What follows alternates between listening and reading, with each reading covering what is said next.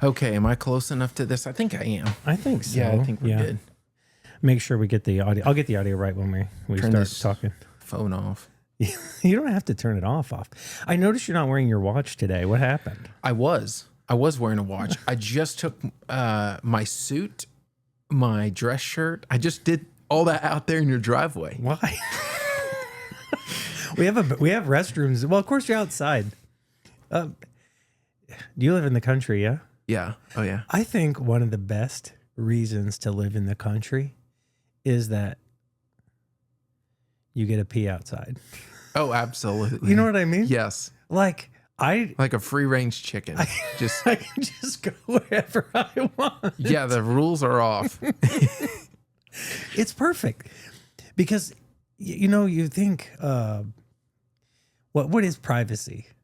And I think legitimate privacy is having the ability to just kind of do whatever I want without anybody seeing and judging me for it. Right. Like even sometimes when you're driving down the road, you just open one car door and just stand there. Sometimes if you're really desperate, you might open the car door behind you. But when you have kids, you just like, this is where we're at. Let's make it happen. Like, That's right. You're not going to make 3 more X's, man. If I had a nickel for every time I have a picture of one of the boys peeing out in the field right next to the car, like from vacation or whatever, I'd have a lot of nickels. Oh man, you'd be loaded. Mm-hmm. You know, my son was really bad about that. He was jumping on a trampoline, just got off the trampoline, walked over, pooped next to the trampoline, pulled his pants back up, and went to jumping. He peed off the balcony at Great Wolf Lodge, and I heard all the kids out there cheering. Oh my goodness, this is talking about embarrassing. That's fantastic. Pack up and That's fantastic. Just leave. All right, you ready? Let's roll. This is the Son of the Law podcast.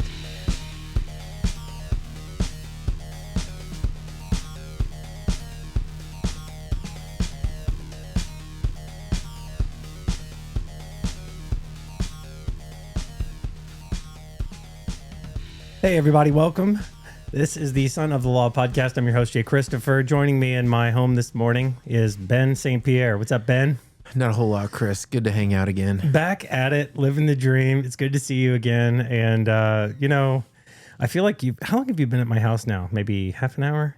Yeah. And 20, 30 minutes. Yeah. And we're just now getting set down and getting things going here. Partly because you had a good conversation with my sons up in the kitchen. But then we were just having an excellent conversation about urinating outside. And that is also, these things, because you changed in the driveway. It wasn't because you were urinating outside at my house. Right. No, that would have gotten awkward really fast.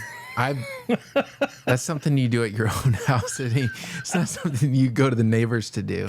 Well, like, I care about my pavement too much. Right. I'm going to Chris's house.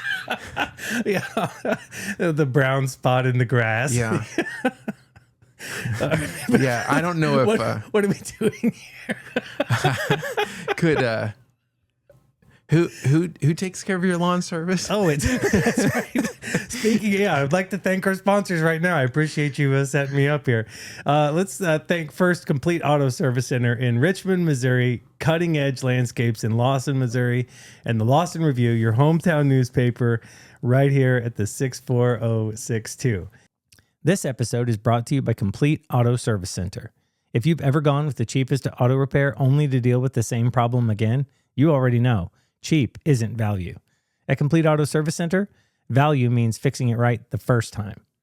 Every visit includes a full inspection by experienced, certified technicians, plus a clear report that shows what's good, what needs attention right now, and what can wait. That means fewer surprises, smarter decisions, and a vehicle you can actually trust. And they don't waste your time. Your vehicle is inspected the same day, and they contact you quickly so you're never left wondering what's going on or what comes next. I've known Mark and Amanda for years. They've built a shop that treats customers like family, and family that stands behind their work with quality parts and a 36-month, 36,000-mile warranty. So before that small issue turns into a big repair, make Complete Auto Service Center your first call. Visit CompleteASC.com or stop by 718 Woolard Boulevard in Richmond. Complete Auto Service Center. Complete maintenance, complete repairs, complete peace of mind. This episode is brought to you by Cutting Edge Landscapes in Lawson, Missouri. Spring is almost here, and if you're ready for a lawn that actually turns heads this year, now's the time to call Cutting Edge Landscapes. I've trusted them with my own yard, and I can tell you firsthand, the results speak for themselves. Thicker grass, richer color, a lawn that looks professionally cared for because it is. Right now, they're offering a limited time early bird special.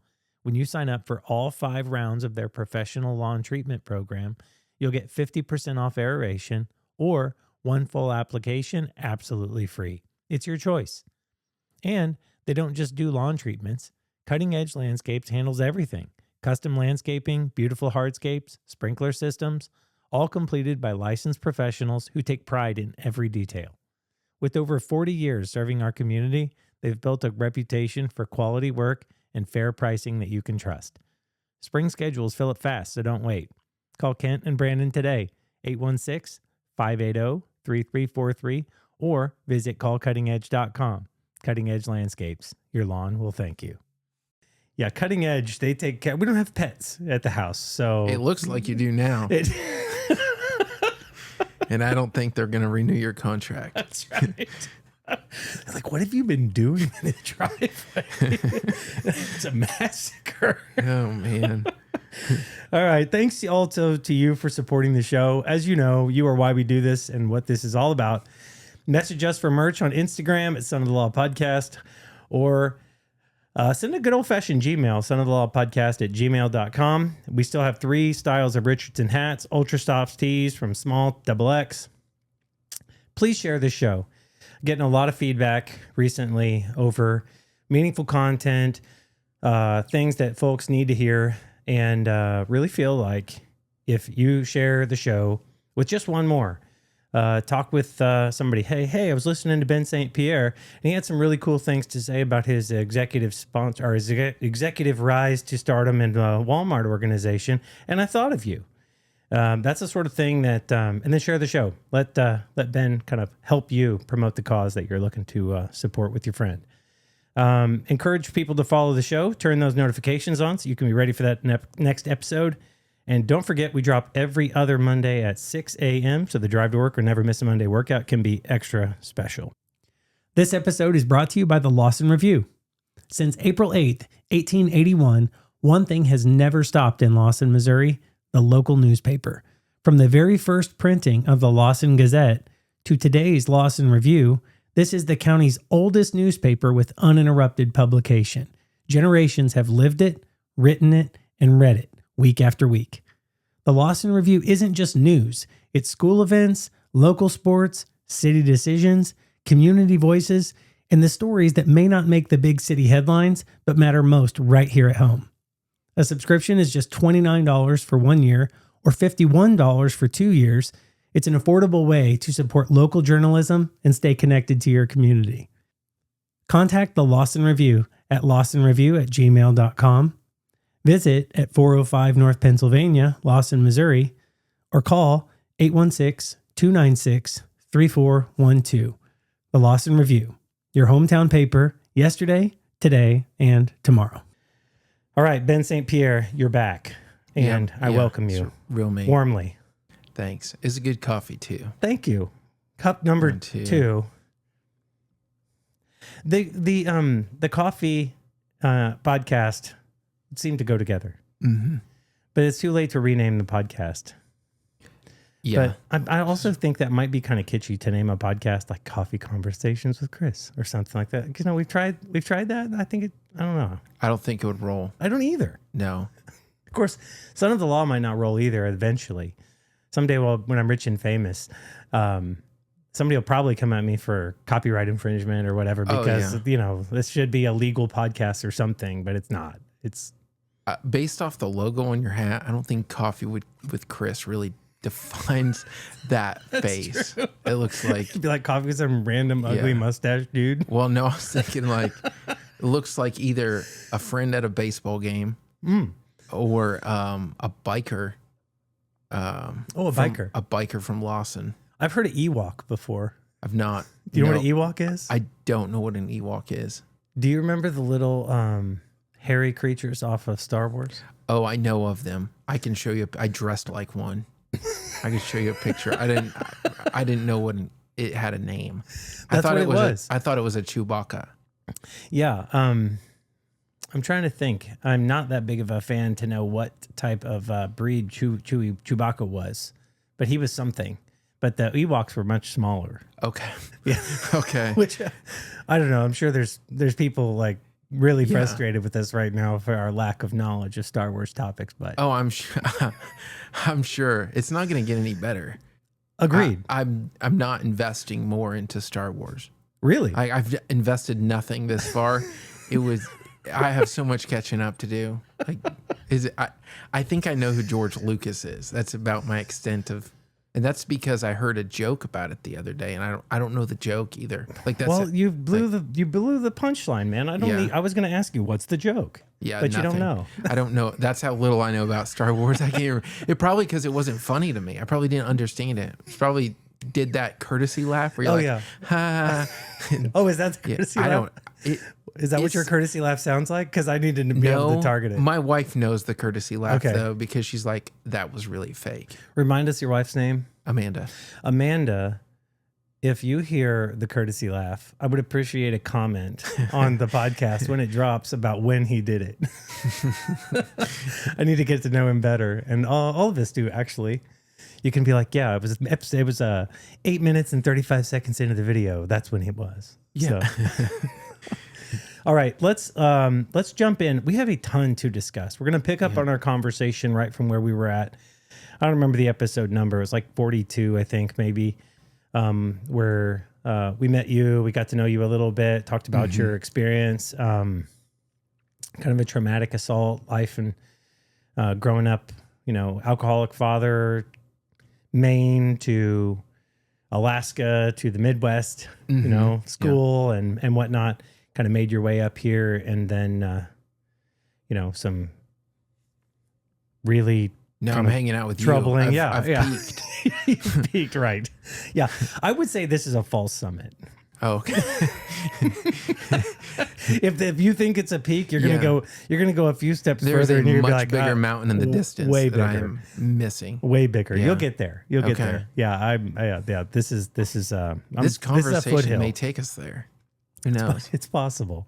Let's start with some rapid fires. And then I want to actually get a little serious with you and talk about what I'm calling thought experiments. I was recently on a work trip, and a coworker confronted me about a personality. I would call it a personality flaw. I don't think it's a flaw that I have, because I ask these things, and I genuinely think that when I ask questions, I'm intentionally trying to get to know somebody better. But when I ask questions that are like thought experiments, sometimes people feel like I'm interviewing them, and it's off-putting. So I'll talk with you a little bit more about that in a minute. Yeah. In the meantime, what is the most overrated social media platform? Oh man. I would have to say Snapchat. Is that a social media platform? It is. Yeah, it's a waste of time. Thank you. What's a food combination that sounds illegal but actually works? Oh, easy. It would be mustard on manwich. You like that?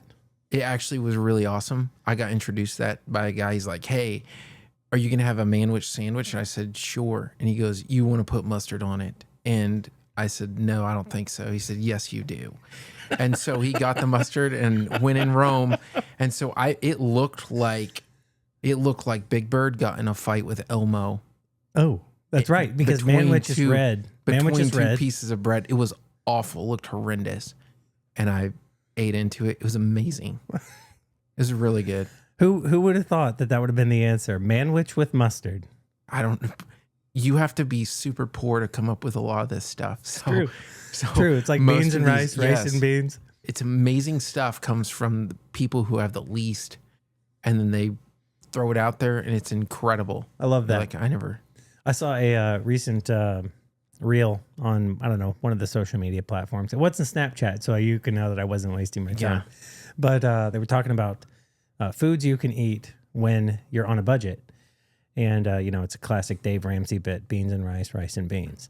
So they showed 5 different ways to eat beans and rice. They had rice, and then in the middle they had a line of beans, and then rice on the other side. They had like a pile. They had like a pile of rice and the beans in the middle of it. I feel like I know where this is going. It seems extremely predictable at this point. That's right. They had like a pile of beans, like a side of rice. It was just lots. Did of you different watch ways. all the way to the end of the I video? did. Oh my because goodness! By the time you made it to the end, you're like, I wanted to see how they're gonna. They're gonna do it next time, like smash the rice a little bit, mix it all up. For sure. I don't know. What's the most dad thing you do right now without even realizing it?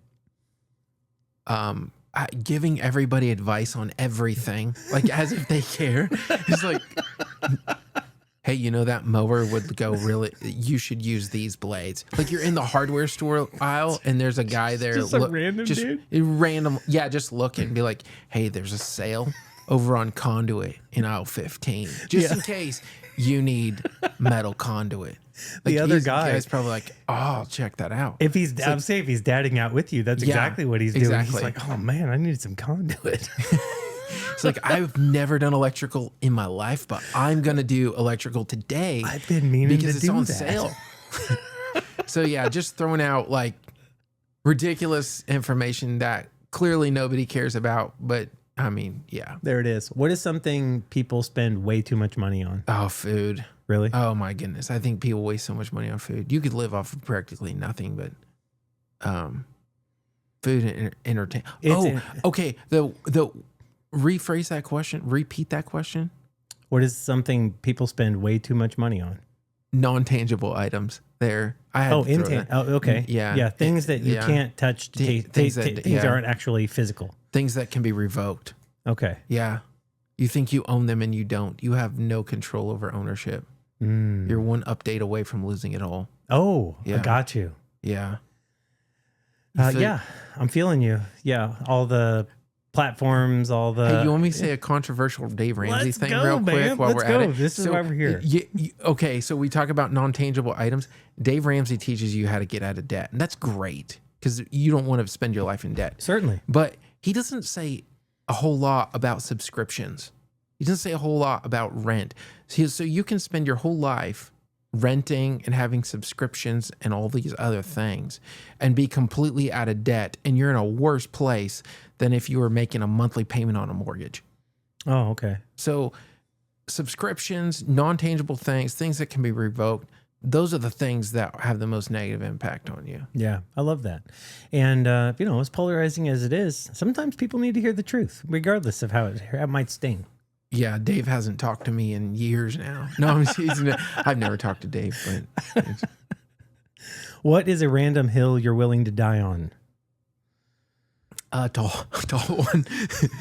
Then people will think I put in a lot of effort to get up there. I don't know. I guess if I was asking my wife, she'd be like, he has to always be right. Oh, really? And I'm not. It's just, I just don't fight. I just don't fight or disagree with stuff that I don't know about. Yeah. I'm like, just listen, keep my mouth shut. But if there's something I know about, like bears, like I'm an authority grizzly on bears. Like I grew up in Alaska. Don't come at me about grizzly bears with your information or I got experience. Yeah. I am going to yeah. What's the most useless talent you have? Spinning a basketball. You can spin it? I can do a lot of things. I can spin it with my finger, let it roll around my arms. Oh, like a Harlem Globetrotter. Yeah, except I can't be a Harlem Globetrotter. Yeah. Because you're making like you're what are you doing? You're making a gesture with your hands out, and I don't know what he's doing. I was born non-Harlem Globetrotter material. Oh. Because it's the size, shape, skin color, the skin, ability, they don't. Yeah. all the above. Yeah. You have to be on the other team. So if you're playing, you can play against the Harlem Globetrotters. You could be the Generals. You could be. I could be the Generals. Yeah, they play the Washington Generals. I think is who they play. And they don't get to spin basketballs. No, I could. They get spun around by the Globetrotters. And I didn't know that. You didn't? No, I didn't know that until I went to a Harlem Globetrotter game and realized that I couldn't be a Harlem Globetrotter. How old were you when you went to a game? Because I also 16. Oh, really? Yeah. That's I don't want to say that's late, but that's later than me. I was 12. Yeah. And I thought, yeah, I feel sorry for you because at 16, that's a tough lesson to learn. At 12, I'm like, wait a second, this is rigged? YouTube was just becoming a thing, okay, when I was 16. Like, it wasn't even, like, people weren't even, and it took a long time to upload a video. So you waited a long time. A long time. So you weren't really analyzing very much in detail. And then I showed up to the game, I'm like, yeah, I can't be a Harlem Globetrotter. So I'm going to have to give up my spinning ambitions. Yeah, thank you. Next. Instead, I'm just going to get crossed over and be a general. What is the most awkward They're public? so cool. What's the most awkward public interaction you've ever had? And we've already had some awkward interactions here today. And I think you've navigated them famously, by the way. Yeah. The most awkward, I don't even know if I want to talk about this, but it's already out there. It's public. I was in a meeting. I was in a really important meeting with HR that was much higher up than me. Yeah. And I'm the presenter. Yeah. And my pants were unzipped. Oh, perfect. And so since I looked down and realized the situation, I just told everyone, I said, well, I feel awkward. I guess it's time for y'all to feel awkward too. So I just zipped my pants up and just continued on with my conversation. And then I got pulled aside by the HR, said that wasn't the appropriate way to handle it. Are you serious? Yeah, but I'm guessing they actually addressed it with you? I didn't get any like Coaching. coaching. In trouble. I think she was just embarrassed That was the point. about how I navigated it and said that wasn't the way to have this conversation. And so I asked her, well, how should I have this conversation in the future? And there was no answer. There's not a good solution. She just was like, well, I just don't appreciate. You should have turned your head like, yeah. and cough and then zip, or turn around and zip and, shake your right leg or left leg. I was so embarrassed, but I was just going to own it. Like, okay, this is where we're at. Yeah. I mean, the only thing we can do now is move forward. Yeah. Let's Just take that fail next forward. step. Fail That's forward. right. So I thought, It's humiliating. have you seen that I don't know, it's online. It's told a joke so funny HR wants to hear it. And you're like walking to the HR office. With confidence. Yeah. What's something that you instantly judge people for? What's something that I judge people for? Yeah, instantly.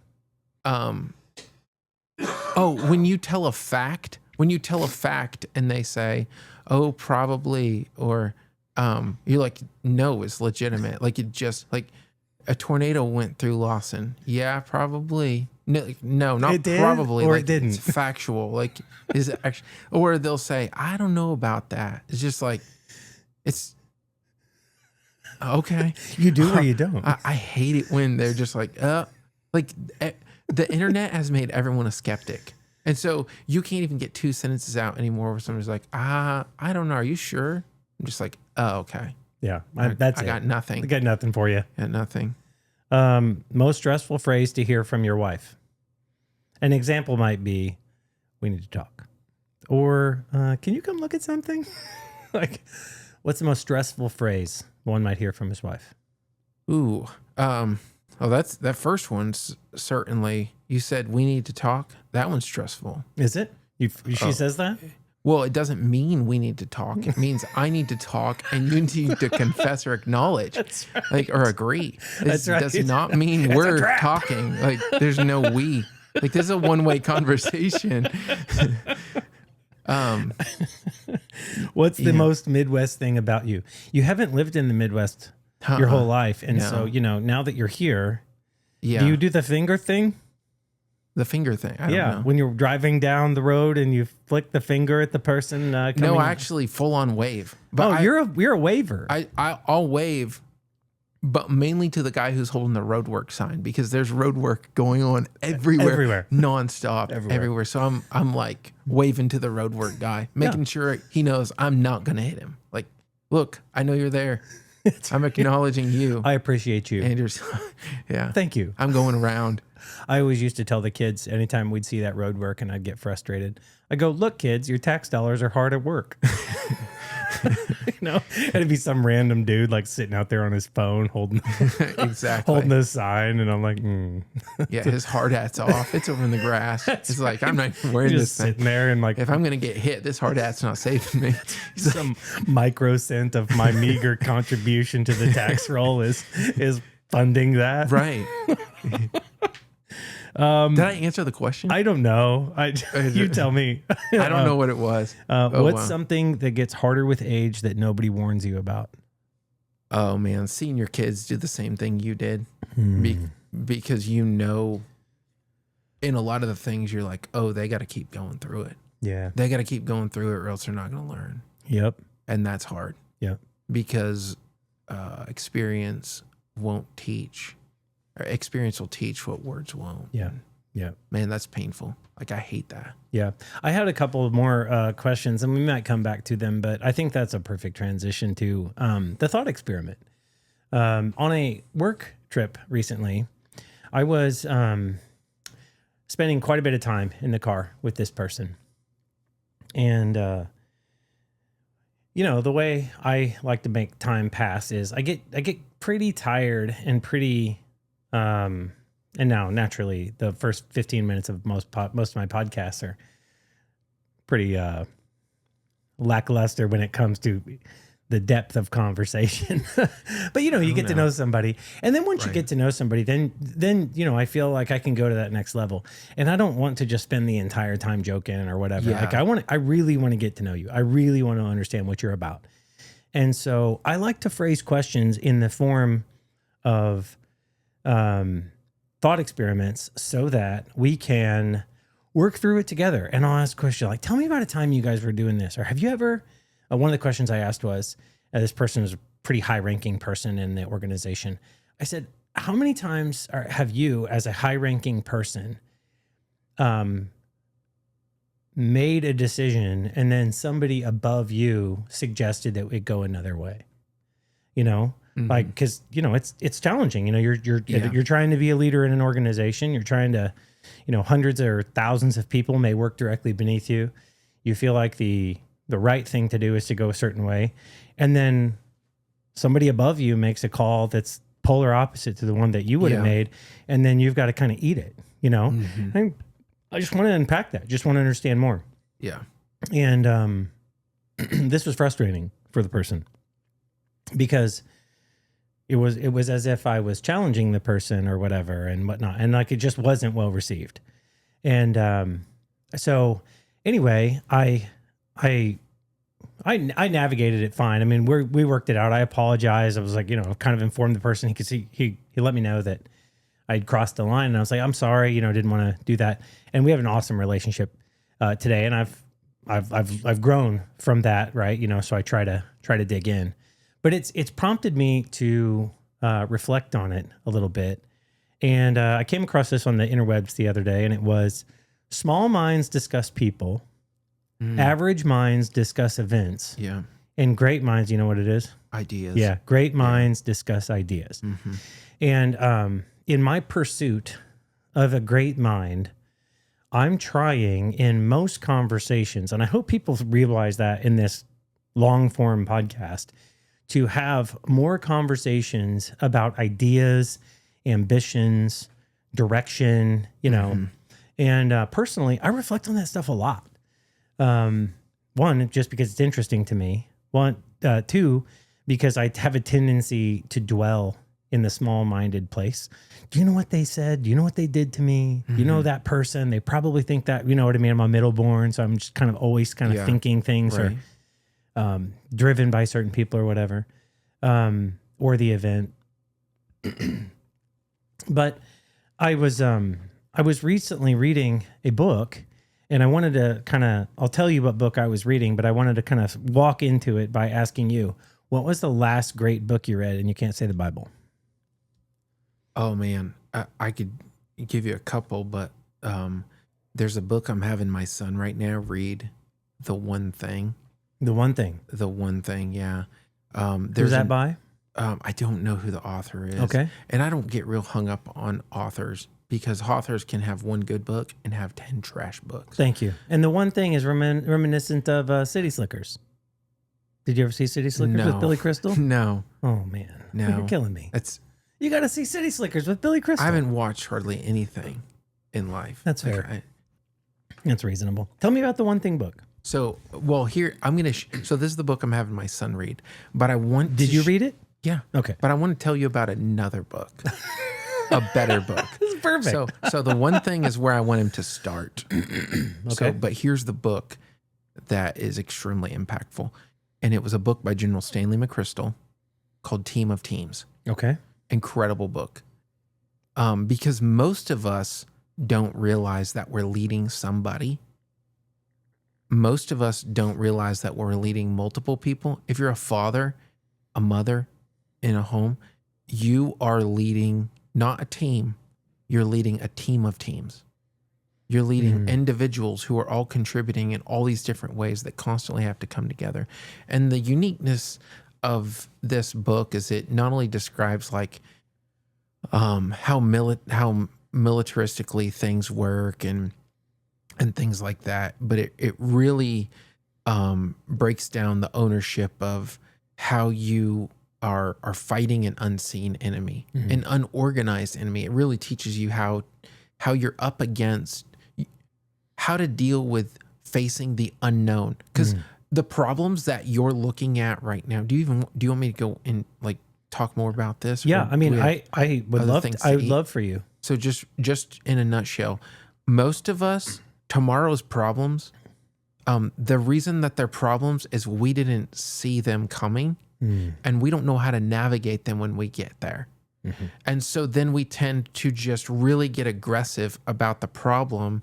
And we talk about the people, we talk about these frustrations as if those things are the things that make the impact. Right. Like there's not a single president out there who has impacted my life in a way that I can't function in a successful way tomorrow. Impossible. Right. There's not one individual that can change the trajectory of my life in that big of a significance and 4 years. And anyone out there who thinks that the president is making their life a mess, like they are so naive to what's really happening.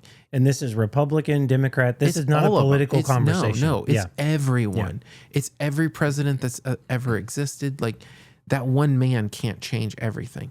The problems that you're walking into tomorrow were problems that, and I'm not talking about the price of gas, right? The problems that people complain about, the price of gas. They'll complain about $3.70 gas that they have no clue what it took to get that gas to the gas pump, and yet have no qualms about paying $8 or $9 for a 20-ounce coffee that won't fuel them for 6 hours. Yeah, and that tank of gas will get them back and last a week. That coffee will last them till maybe mid-afternoon. Yeah, and so that's a perfect time for a sip break. We blame the problems and stuff in these situations on people, individuals, things like that, instead of really addressing the real problem. Yeah. And what he's up against is he talks about when he was taking out the ISIS leaders, right? And as he was taking out the ISIS leaders, everyone was number two. Everyone in the ISIS organization is number two. And so what are you really up against? It seems unorganized. And so his focus was on constant communication, making sure that while we were all focused, our focus was on different things, there was interaction. Not just information, but specific information that only focused on the task at hand. I think it was really beneficial to helping you understand how to direct, how to organize, how to, and this is good for everyone. But the book is intriguing because there's so many stories in there from both sides, both the militaristic side and both like the average day Joe's side. I love that. Yeah, a good book that will interweave the stories and application of the philosophy or the style, the point, and then introduce another one like that. Those are the best. Thank you. The book I read was Stand Firm and Act Like Men. It's sitting right here on the table. It's written by Joe B. Martin, and this book has and I'm not quite finished with it, but it's challenged me in ways that his church was an old Walmart building. Did you know that? Yes, the Church of 1122. Yeah, I was in Jacksonville recently, and I was just there a couple months ago, in January, a couple months ago. What were you doing down there? We stopped in at the church. We were on our way to a missions conference. Oh, but sweet. We stopped in at the church. They got a McDonald's in their parking lot. Yeah. Yeah. Did you go there? No, I was actually, my brother was telling me about it. And I was in Jacksonville for a work thing. And I didn't realize at the time my hotel was like half a mile from there. And so it was like 8:30. And I was like, I'm just going to look up and see where it is. Just rando thoughts or whatever. It turns out it was a half mile from me. I'm like, I'm going to go walk over there. And then to get to it, I would have had to walk across the interstate. And I'm like, I'll be that weird guy that gets hit on the interstate. Nobody wants to see that. So I abandoned ship on the idea. They'll hear about you on another podcast. Yeah. Anyway. That's cool. This book has got me thinking about, and it's ironic that you had your son read a book. And because this is just before you got here, I was telling my sons, particularly in the kitchen, that I want to read this book with them and, go through it chapter by chapter and Stand Firm and Act Like Men. It's got different biblical stories and different applications of those stories within the construct and context of moving about the world as a man. And it's been convicting for me because of another thing that you mentioned on the first time that we got together to discuss podcasting things, is why you wear your watch, right? You're running out of time in the Word of God, right? That's the two things that are unchangeable or whatever. Having read this book, I'm feeling a new sense of pressure that I'm running out of time. I have things that I want to impart to my kids, things that I need to do as a leader, as a husband, and things going on in my family, and I've got this new motivation, this new desire to crank, and so that's why I say I'm kind of using you to help me work through this as one as a pastor, but as two as just a man of God and a budding friendship here. I think we're gonna be friends for a long time. How far into that book are you? I'm almost through it. I have one. It's let's see as I'm looking here. I'm on page 149 of approximately a couple hundred, so about 3/4 of the way through. And you guys are reading it together? No, we have not started reading it together. Okay. I've read most of it, and I've been so convicted and compelled to change personally as a result of these things that I'm reading that I want to, even before I'm finished with it, I'm just expressing my desire to spend some time with my kids. Yeah.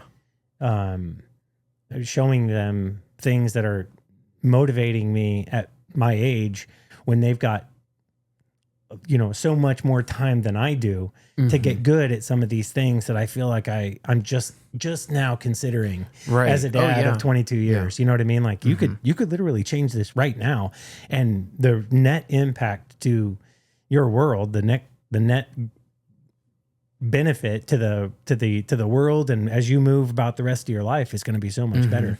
So just a couple of just prime the pump questions. What are people wasting their lives chasing? That's one of the things that he talks about, just being busy and the state of busyness, being it's a deception tactic of the devil. But, you know, I don't like to phrase it like that.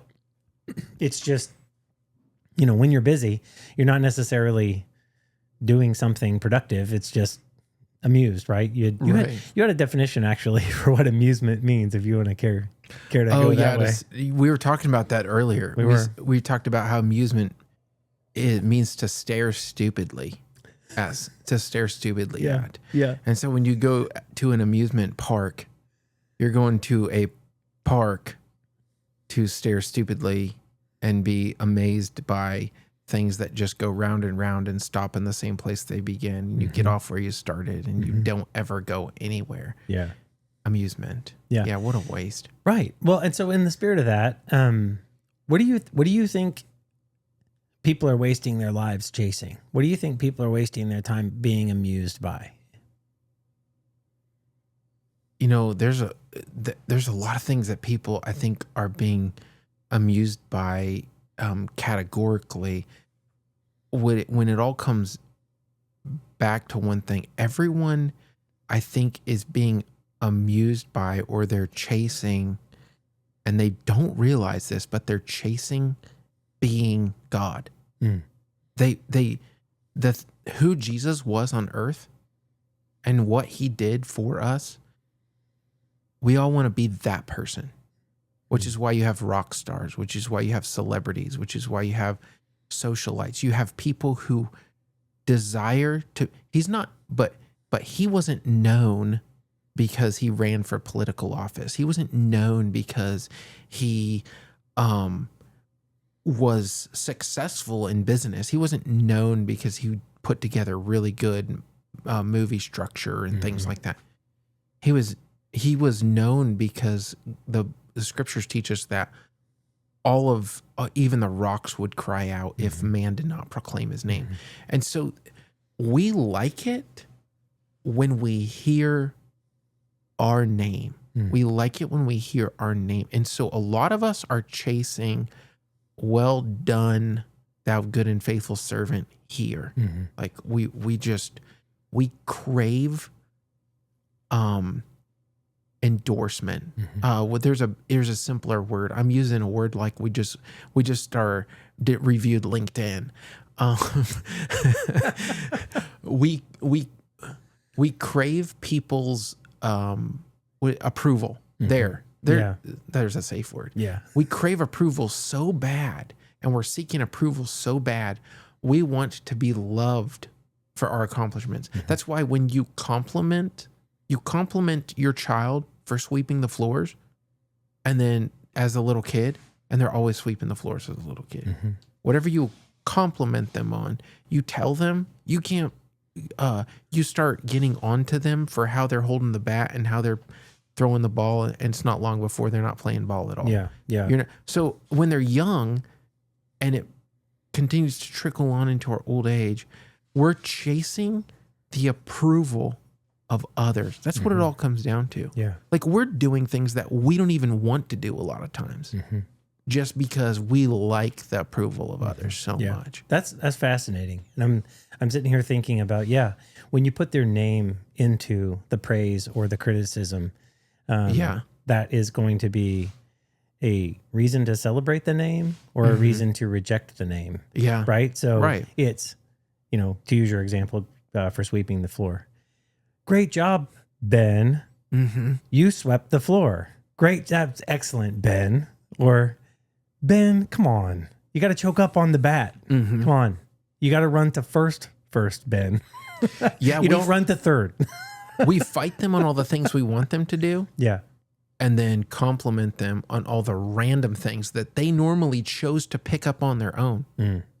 Like we're celebrating the things that they chose to pick up on their own. So then that creates a behavior as, I'm going to think independently again, because they like it's hard for them to process that at a young age. It's the same way with social media and how we people crave the likes. And when they don't get the likes, then they get depressed.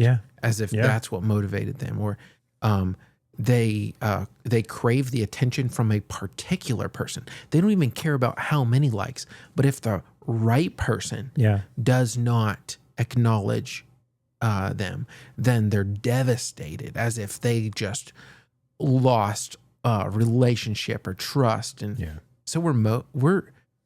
I was going to ask your boys a question earlier. I'm going to tell you what it is. Okay. What motivates you? What motivates me or them? No, just in general. Because when you identify what motivates you and you get that under control, you can pretty much cover all your bases. Well, a lot of time people think what they think motivates them is not the thing that motivates them. In a lot of cases, your approval of others is what the approval of others is what motivates the majority of people. Yeah, I can validate that and actually work through the struggle of it at the same time. You know, you start a podcast like this and you have a motivation that is designed to, you know, have these thought-like conversations, and because they're meaningful. You know, I want people to hear Ben St. Pierre's story. I want people to hear the way that Chris and Cherith have been navigating marriage for a long time. You know what I mean? Yeah. And that's the purpose. The struggle is I want more followers, right? I want more people to see this, right? Not necessarily because but then you look at the metric of who's following and you're not quite thinking about who's already listened or whatever. Yeah. It's not who's listening. It's, I want more, and that's the wrong purpose. So anyway, the more I get into this, and the less concerned I am actually about who's following, and the more I'm just concerned about producing good content for who needs to hear what we're talking about, and that's enough. Yeah, the mission is the message. Yeah. And whatever how you get that to those people, and that's the important thing. Yeah.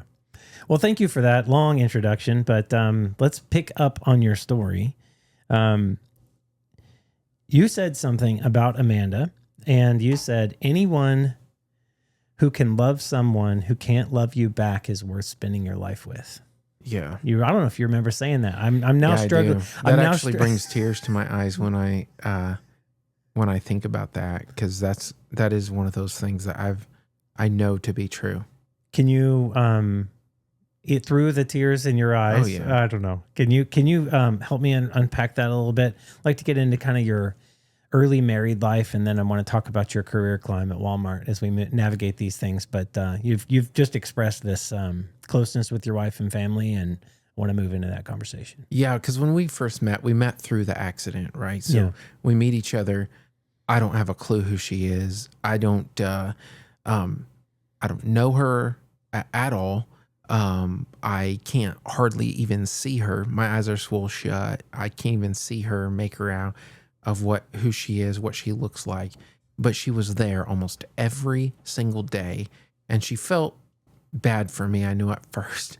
I say she felt bad for me at first, and she would come over and she'd see her cousin, and then she would spend time with me, right? And she'd bring me something, because she was always bringing her cousin something, but she'd feel bad for me, so she'd bring me something like chocolate milk. It's like literally the only thing that I couldn't watch anything. Yeah. I could learn Braille, like that's about it, or I could drink chocolate milk, and those were basically down to my two options. And so she would come and she'd talk to me, and I couldn't talk real well because my mouth was all stitched up, but she'd visit with me, and she just kept coming back. And it's crazy. It's kind of strange, interesting thing, because when I was young, I prayed that God would bless me with just the most beautiful girl ever. And I would pray from the time I was 15 years old, and I just prayed, and I never looked for that girl. Not one time did I say, oh, that one, I'm going to ask her out. I think she's the one. Not one time. She just showed up. And this was that moment she showed up. And that August, it was just, she said, she made a comment about us going out, and I guess we had gone out, but I don't remember. I didn't know we had gone out on an actual date. That's awkward. And so, yeah, I didn't know anything. It was just, I don't know anything that's going on, but she's just patient. She's super patient. Incredible. And I recognized then that anyone who could love me or care for me, and love isn't about saying I love you. Yeah, it's love a verb. isn't about putting your arms around somebody and hugging them. It was being there every single day. She showed up, and I put a phone in her hand and said, one of my phones. I had multiple phones. That's awkward. I put a phone. I gave her a cell phone, and I said, "Call me anytime you want." And that was November, December, 3 months later, I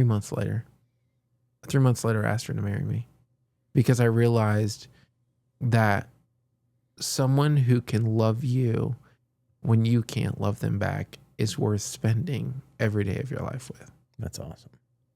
I love that. Yeah. And then we get married that following June. So I didn't know her that well. Like a lot of people say, well, you didn't know her that long, but there wasn't anything else that I needed to know. Yeah. Yeah. You can make it through the rest. Yeah. Yeah. Oh, yeah. So you were married kind of quickly. What were the early years of marriage life like while you were then trying to build a home and a career at the same time? Yeah. The home thing wasn't really a thing we were trying to build. For 3 years, I was just trying to build a career. I was motivated really, really young, like extremely as a kid. I was just ambitious, and I was not going to go through the Great Depression, right? Like my grandpa did. And so I was fighting against the Great Depression that was coming. And so as a young age, I was just really aggressive about, I was not going to question, how to acquire something. Mm-hmm. Like I was just going to be able to, if I needed it, I was just going to go get it. Mm-hmm. And I didn't want to have those moments of like, I don't know how I'm going to get here. I don't know how I'm going to accomplish this, or like you can start today changing some things. But if there's young people listening to your podcast, you had better start now, because there is so much to catch up on when you start, when you delay the game of life, and you decide you're going to start late. Like you can't. It's compounding interest, really. Exactly. Yeah. You can't have an early life of addiction and abuse and all this other stuff and say, I'm going to catch up later on down the road. Yeah. And you use the words addiction and abuse. Can we qualify that and interchange other words? Because not everybody, particularly many listening to this podcast, may not have a life of addiction and abuse. Oh, but what they may have is a life of addiction and abuse. Okay, so go further then with what is addiction and abuse with respect to the way that you're using that term. You're not talking just drugs and alcohol. Not at all. Okay, what are you talking about? Yeah, I would say a lot of the people that a lot of my peers, you would say are morally complex. It meaning that they do all the right things from us, even though the world out there, the business world out there will tell you, hey, stay away from drugs and alcohol. But what they do is they're constantly, it goes back to the amusement part, right? They're constantly entertained to where they dilute their ability to think clearly. Yeah. Why? They're being saturated by all these other inputs that don't bring value to their lives. Yeah. It's okay within balance, but you can't watch 4 hours of news every night and then be upset later on down the road that you're struggling in your life because of society. No, you spent 4 hours a day on news. You spent a sixth of your day on news. You spent, you could have slept 4 more hours more, and you'd be more productive than as an individual than if you just spent 4 hours watching news. Yeah. So abuse and addiction is in how you can't balance or value your time. There might be a day you watch 4 hours of news because something extreme happened. Sure. I lived right next to the murder bombing in Oklahoma when it blew up. I lived 3 miles from there. Our house shook. Wow. We watched the news for like 2.5 straight days. The most news I ever watched. We didn't even have a television, but guess what? We went next door. We borrowed a television from the neighbor. Yeah. We watched news for 2.5 days. Just to see what was going on. Right? Yeah. But then those moments pass. Guess what? We didn't even have we didn't have the television anymore. And so our life moved on as life should, with focusing on what was necessary to get us through the next step, instead of us having this constant, well, what if something else happens? Well, we need to have this, or we need to, this isn't a conversation about neither having nor not having television, but not having an addiction towards these things that completely influence your life in a way that they're not taking away they're not taking away anything but your time and attention from what you should be focused on. So that's the nut then. It's addiction and abuse. Addiction being a distraction that you have a difficult time saying no to.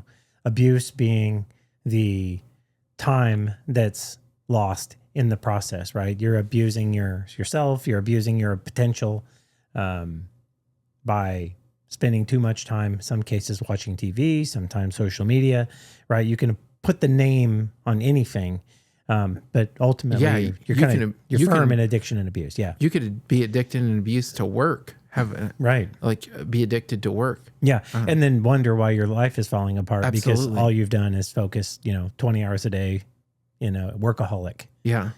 So it's a lifeaholic exactly approach, pick the life situation. Very good.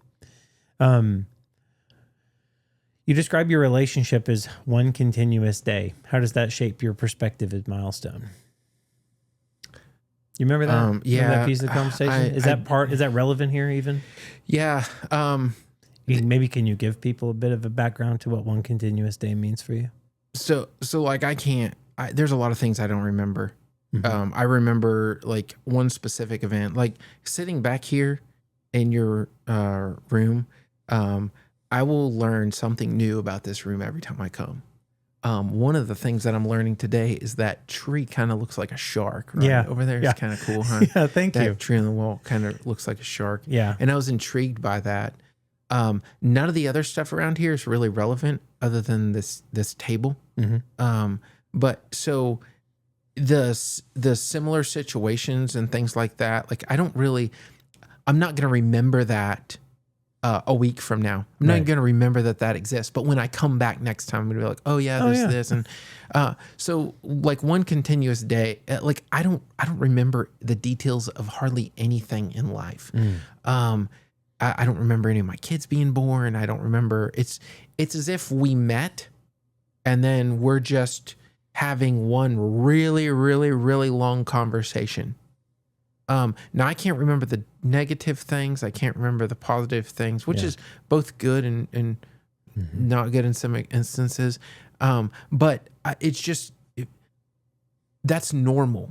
So I wake up and it's not like the 51st dates mentality that. Yeah, I was going to say that's kind of the application, isn't it? Like 51st dates, I think you have to relive all your experiences. I feel like I am reliving them all the time over, and I feel like that I'm stuck in the loop. So do you feel like then, like the way your brain processes information now, that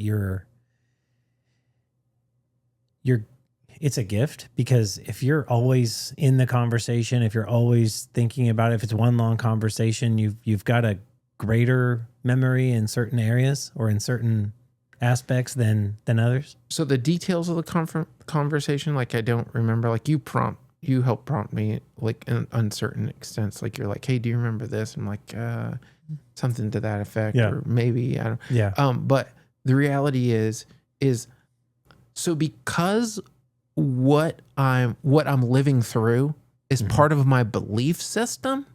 It's easy for me to be consistent. I'm not lying to myself about it. So because it's part of my belief system, it's easy for me to just continue in the conversation and pick up. But as far as details of conversations or details of events, like people show me pictures of me and my little girl at a father-daughter dance. Yeah, I don't remember that.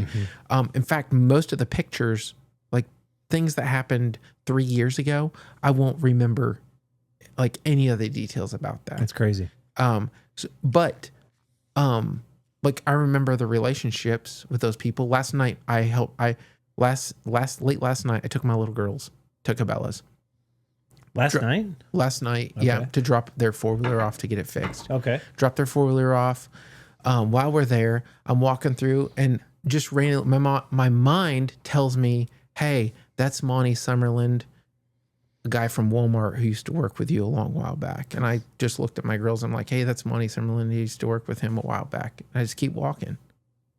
I didn't have any compelling nature to go talk to him because I don't know what to talk to him about. Yeah. After that, like, hey, I know you and you know me and you know a way lot more about me than I know about you at this point in life because I know that we know each other, but that's as far as it goes. And so I see this person and I'm just continue to walk because I mean, what do I say? And so that's the weirdness of it. So while there's value in it, like I don't know I don't know what the relationship, I don't know where we're at.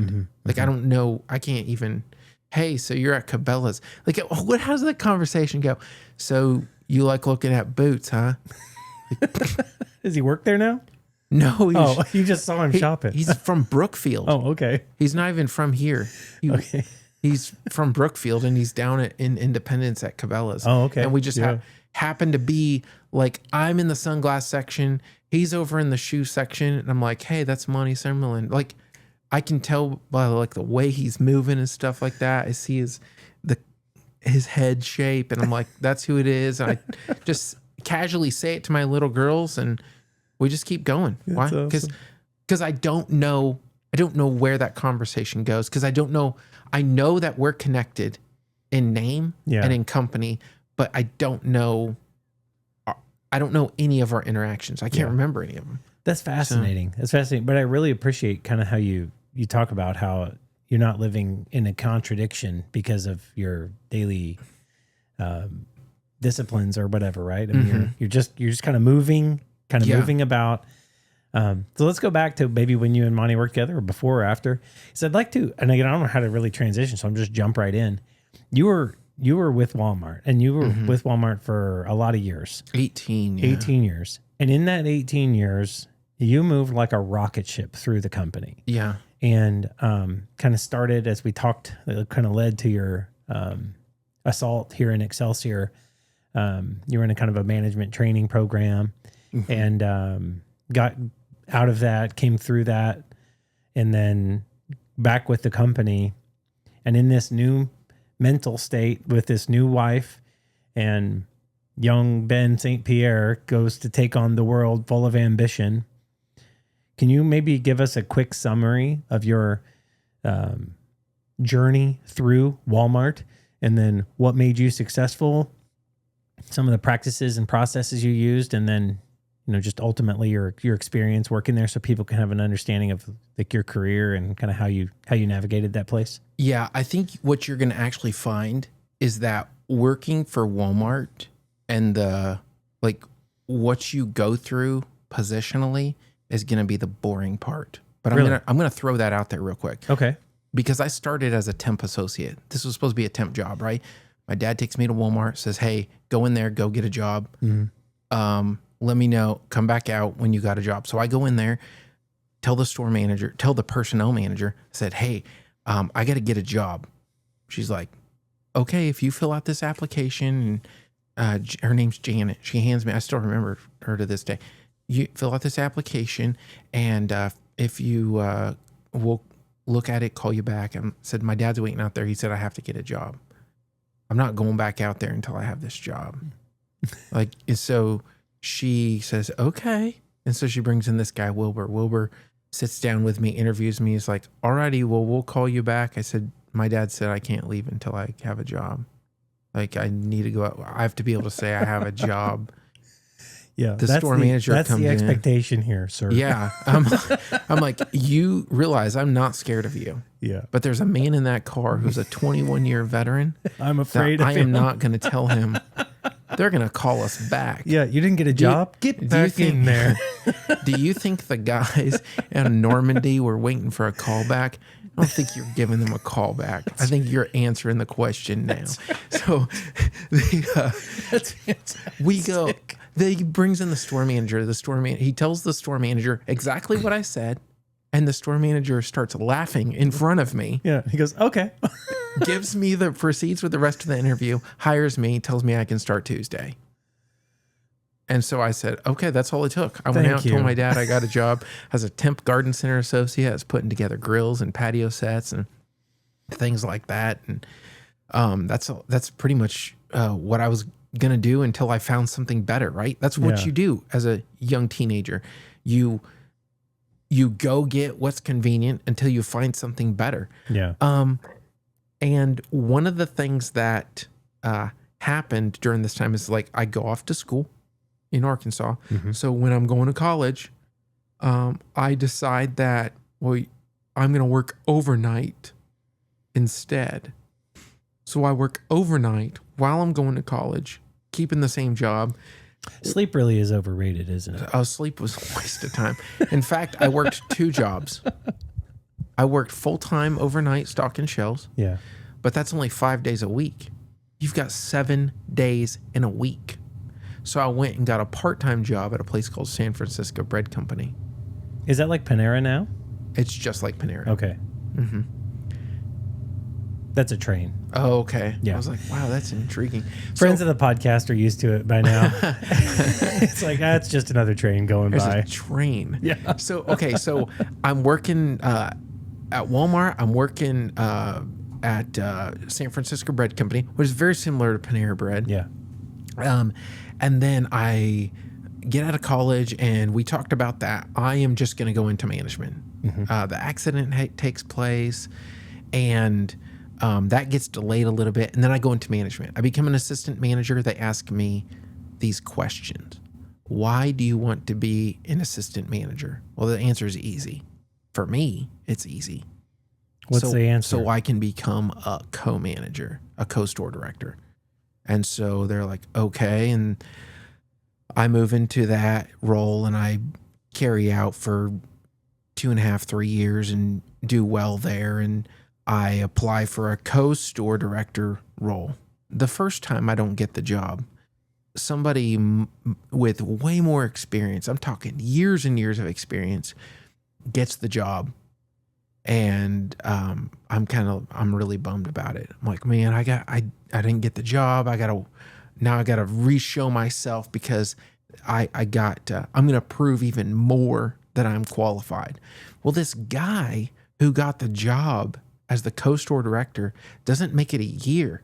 The same job comes open again, and I apply again. They take me out there. I interview. I want this job so bad. This is in Kirksville, Missouri. Okay. Now I'm in St. Joe managing. I've already managed stores at this point. I've been put in charge of stores to manage St. Joe, participated in big market projects, traveled and done projects to deep dive into shrink, what's called shrink, which is lost product and things like that. And then I'm out here interviewing for this store that I'd already got turned down from in Kirksville, Missouri as the co-store director. So there's a store director and then the co-store director who oversees the operations. Yeah. And then I'm out there interviewing, and I interview with the market manager, and the market manager, Steve Maloney. And though you don't want his character, you kind of have this admiration for these people. Really? Like you want to be like them. Can you dig into that a bit? Why do you want to be like somebody that you don't admire? There's this arrogance that people give off as if they've arrived. Mm. And it leaves you feeling like you're missing that thing that tastes like arrival. Mm-hmm. Now I'm going to share something with you in a minute, because there's a day that I knew I had arrived. Mm. And it was the day that I walked into the, every year in June, they just had it just recently, actually, just the last couple of weeks. were the shareholders meetings at Okay. Walmart. When I walked through the doors where the Walton family and the executives go through, and I looked over and Steve Maloney was standing in a line waiting for the doors to be open, I knew I had arrived. Mm. But I didn't feel better about myself. Mm. I looked over and I saw him and I said, man, you used to want to be him. Mm-hmm. And now you get to pass by him through these doors of opportunity and go to these places and be a part of these things. And yet you're still looking for more. Still hungry. And so that's where I was at in this interview. I'm admiring this individual.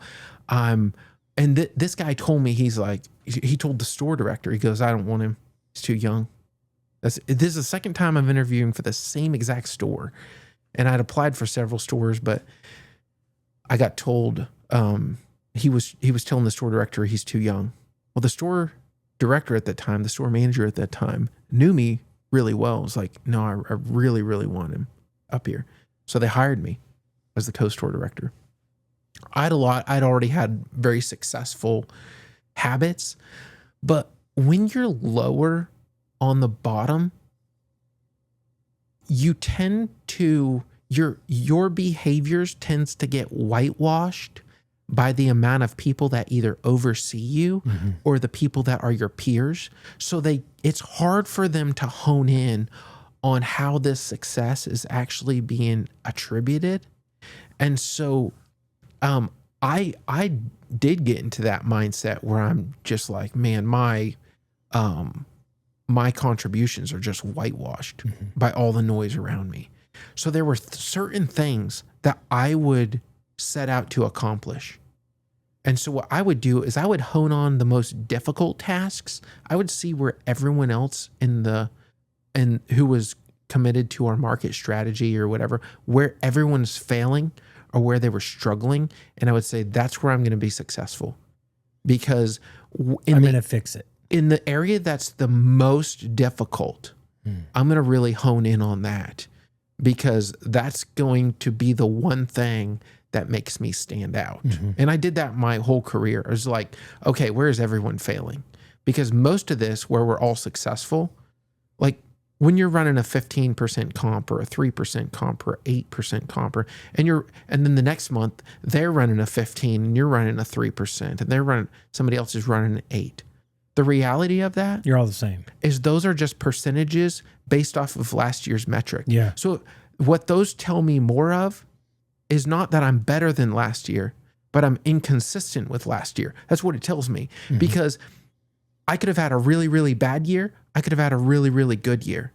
So my percentage up or down, like when you see greens and reds Mm-hmm. on a graph, Mm-hmm. they don't tell you that you're good or bad. Green does not mean good. Red does not mean bad. You have to evaluate the pattern of what comes before, because if you're, say in your own personal life, if you're increasing $10,000 a month in finances and this month you do $12,000 a month, well, you're doing better. Mm-hmm. But if this month you're doing $12,000 a month more, you're generating $12,000 a month more revenue, but the previous month you were at 14, 16, 18, it doesn't matter if it's green or not. You're doing worse. Yeah. And you better stop and evaluate what you did to take that huge drop. And so a lot of people just look at life in the greens and the reds. Yeah. They're like, green is good, red is bad. No, you can be red and you can be extremely successful Mm-hmm. because you're improving. Look at Starbucks stock this past, isn't it insane? I actually $99. They've been bleeding. They've been a struggling company, not hitting their financial quarterly goals, but they've been slowly improving every single quarter, just slowly improving the metric and their stock just keeps going up and up and up. Why? They're red. They're not hitting their goals, that they're not hitting their EPS, but they're improving. Mm-hmm. And so they're growing and they're doing the right things and they're making the right changes. And so when you live life in the greens and the reds and you just say, because it's green, it's good, because it's red, it's bad, you can end up in some dangerous water. Mm-hmm. So here we are. This is a lot of the stuff that I know. This is where I bring my contribution to the table. And in that, our store that I'm now the co-director of, I know there's two things that are extremely important, and that's the employees and the customers. Everyone focuses so much on processes that they lose sight of people. And when you overcompensate processes and organize processes, and you don't focus on the people that make those processes happen, it's not long before you begin to fail and you're just treading water. And so me knowing that, our store had its best bonus because we're bonused off of our success, off of our profit, our sales, our customer satisfaction, our our associate engagement scores, or things like that. And we had an insane bonus. Like we maxed out on our bonuses. Really successful. And so I'm in this role that I was told I was too young for, extremely successful in this role. I commit to that role for a short time, and then I go back to the St. Joe area. It was a disaster. I went through several store managers, several market managers, people playing the blame game, and it was hard to make yourself noticed in a good light because I went to a really, really struggling store and I was told, hey, if you make this store different, if you change this store, and I'm like, hey, I'll take on the worst opportunity possible. I'm going to show you that I can do it. I got the sauce. I go there and there's just this turnover rate from upper leadership, market managers, store directors, and I am fighting to stay alive. So I've gone to this good store. I've learned how to be an exceptional co-manager or store director. Now I go to prove myself at this absolute chaos train wreck of a store. I do well. I do very well there. I end up applying for 3 jobs down in Texas. Like I really want to go to Texas. Texas is the happening place. If you want to move up in Walmart, go to Texas. I go to Texas and I interview. I interview in Dallas. It's the first place I go. I don't get the job. I'm told I'm overqualified and they think I'm going to get bored because the store is too small. I was devastated. I was angry, to be honest with you. How am I supposed to get bored on a promotion? But they told me I go to, I think it was San Antonio, a store near San Antonio, get denied again. I even knew the market manager down there. The market manager, and I didn't know the HR manager or anything like that, but I knew I was going to get that job. Didn't get it. I was so confident on my 3rd job because I was just knocking things out of the park.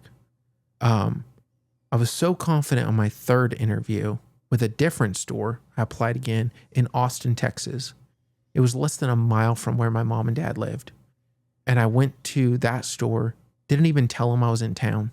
I stayed in a hotel less than a mile from my mom and dad because I wanted to surprise them when I got hired to be the store manager in their own town. I did the interview, went back home, and was told I didn't get the job. Just in talking to the other guys, I knew I was like, I'm going to land this job. There's no way. I got told you're not going to get this job. 2 days later, I get a phone call from home office that says, hey, we'd like you to fly to North Dakota. We'd like you to interview for a store. Like, it was like Jonah and the whale. Like, there's a place I wanted to go. You're going to Nineveh. No, I'm not. And this place wasn't a place I had picked out. It wasn't a place I wanted to go. Yeah. It wasn't even a place I knew about. It was called Devil's Lake, North Dakota. I think it had a population of like 6,000 to 8,000 people. It's in the middle of North Dakota on Highway 2. There is another Walmart 90 minutes away from it. It's not like Kansas City, right, where you got like, you're going to Walmart. Liberty and Excelsior and Gladstone. You got a Walmart inside of a Walmart. I mean, there's that much Walmart around here. Nope, 90 minutes away is your next Walmart. Way out in the middle of nowhere. I remember getting off the phone and I told Amanda, I said, we're moving to North Dakota. And she goes, she goes, how do you know? I said, I just know. Yeah. Because it's not where I wanted to be. Yeah. And what's crazy is I didn't apply for the job. I was trying to get somewhere else, and I get this phone call that says, "This is where you're going." Yeah. Can we pause right there and reflect a bit? There is a mentor of mine. Shout out, Cy, if you're listening. Thank you. Who says you can show up to an interview and be great, truly great. You can have all the right answers, and you can say everything that the hiring manager wants to hear. And for some reason, you don't get the job. And you can show up to that same interview or another interview and be absolutely terrible and have none of the right answers and get a job. And at the end of the day, you're left to reflect on two things: providence and ultimately the reality that what God has for you, man, including yourself, can't even take away. Yeah. Now, I don't want to get into Romans and, a bunch of this, Right. what do you call it? Where you're told what you're going to do or whatever. Like, what's the Christian term for it? Predestination. Yeah. This isn't a predestination deal, but it's what God has for you, man can't take away. Well, exactly. And that seems, just as I reflect on your story, that seems like where you were. So you're going to North Dakota. Yeah. So we're headed North Dakota. And of course, just like I expected, I walk up. So I fly up there. I look at the store and I'm like, oh my goodness, this is a train wreck. There's a store. One of the assistant managers is sleeping. The manager running the store is sleeping in the office with his head in his hands. The door open. I mean, there's no shame. Now hiring signs everywhere, empty feet. It was awful. And man, I went to that store. I was like, okay, we're doing this. I know I'm getting this job. I do get hired. I moved my family up there, and my first, that was like, I think was like 4 months later, we have this meeting. We're going to these meetings, and I'm like one of the worst stores in the company.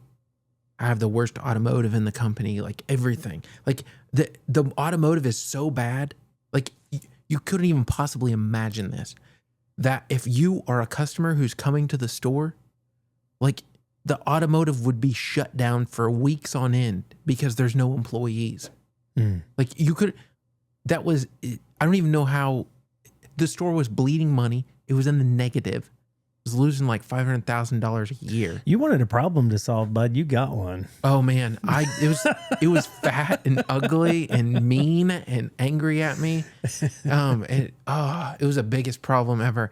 And so I worked night and day. I worked all the time, just working with the people, being there, making decisions on. So the first thing I decided to do was I wasn't going to hire people that I wasn't willing to die with. Like, we're not hiring somebody to stock shelves that I can't invite over for dinner. Yeah. Not because that was a thing. Like, you weren't inviting people over to dinner. We didn't have time to even have dinner. We were busy stocking shelves. Yeah. But if it was not somebody that I was willing to let over to my house, if it wasn't that trust level, they weren't working there. That was where we drew the line. Another thing was the majority of the population was Native American. Up in that area. Sure. Yeah. I mean, that's the nature of the culture. And, of the community. so one of the things that I started to do was interact heavily with the Native American people, going to the tribal councils, going and visiting, spending time out at the reservation, talking to individuals, talking to the chiefs, and making personal connections, which in corporate America, no one does that to subcultures, or what you might call a subculture or extension of the natural culture. Some would say that when Walmart enters the picture, right? I mean, there's songs about it. God in the Little Man, right? Alan Jackson's Little Man, Walmart moves in and the little man dies. So, that's the counterpoint to that, actually. Oh, exactly. Well, so what I did differently that no other store or store directors were doing at that time was I wasn't putting on community programs. I was personally interacting with the community. Like, I did some weird stuff. I went to a sweat, and it is just exactly like it sounds. Like you sweat at the sweat. Like it's like this hut thing. Yeah. Stones and fire and Yep, there's a TV. stone in the middle, and there's a little like flap in the side every now and then to let some air out, and they all participate in this one activity that I didn't participate in. Right. Peyote. And so that's what, and we're all praying out loud. Like that's what it was for. One of the men's, the man's daughter had been killed. And so we're all there to pray together. I'm the only non-Native American, but it's just loud. It's just, we're just all talking and praying. And then sometimes someone's praying and we're not, and they're all praying in, I was going to ask, it's not like English. another language. Yeah. So some of them are praying in, like in Minnesota, when we were over there, it was Ojibwe. And North Dakota, they would just do Sioux. And so anyway, there's all these interactions that I'm having there that are not normal interactions. In all fact, the some while might building think trust. I'm a lunatic. But what happened in that store was I go from the worst automotive in the company to the number one automotive in the company, 0 accidents, 100% customer engagement, satisfaction through the roof, extremely high performance. Who I chose to lead the store was absolutely incredible. No, not all. They're a majority of the culture. Before that, it was all, it was the third party people. They were bringing in third party employment to run the store. They weren't even hiring people. Really? It was chaotic. It was like the Wild West of Walmart. Is insanity. And so we get through all this and we're finally running a smooth operation. I have the highest reduction in turnover. Not only do I have the highest reduction in turnover in the company, I'm running the lowest turnover. I went from being I showed up at this store, I have the lowest turnover in the entire region. So I went from having a 215% turnover to running less than 60% turnover. A 200% turnover would mean that you're hiring 100% of your staff twice a year. Yeah, exactly. And you went from that to less than 60%. Less than 60% in 1 year. That's incredible. In 1 year. That's incredible. Particularly for wage grade. Oh, it just doesn't happen. Yeah. Like not only that, but my shrink reduction and how I reduce shrink in that store was absolutely insane as well. We won't go into all like numerical things there, but reducing the amount of theft, reducing about the amount of internal theft, like all these things happening. Our engagement is up. Our our store ran a 22% comp and we made $14 million our first year profit, our first year turnaround. And I won 13 of the 15 awards. There was 15 awards presented. I got 13 of them. And they only gave one award of the thing, or were there multiple awards given across multiple stores? No, of the first place. Okay. Wow. Out of the 15 first place, I won 13.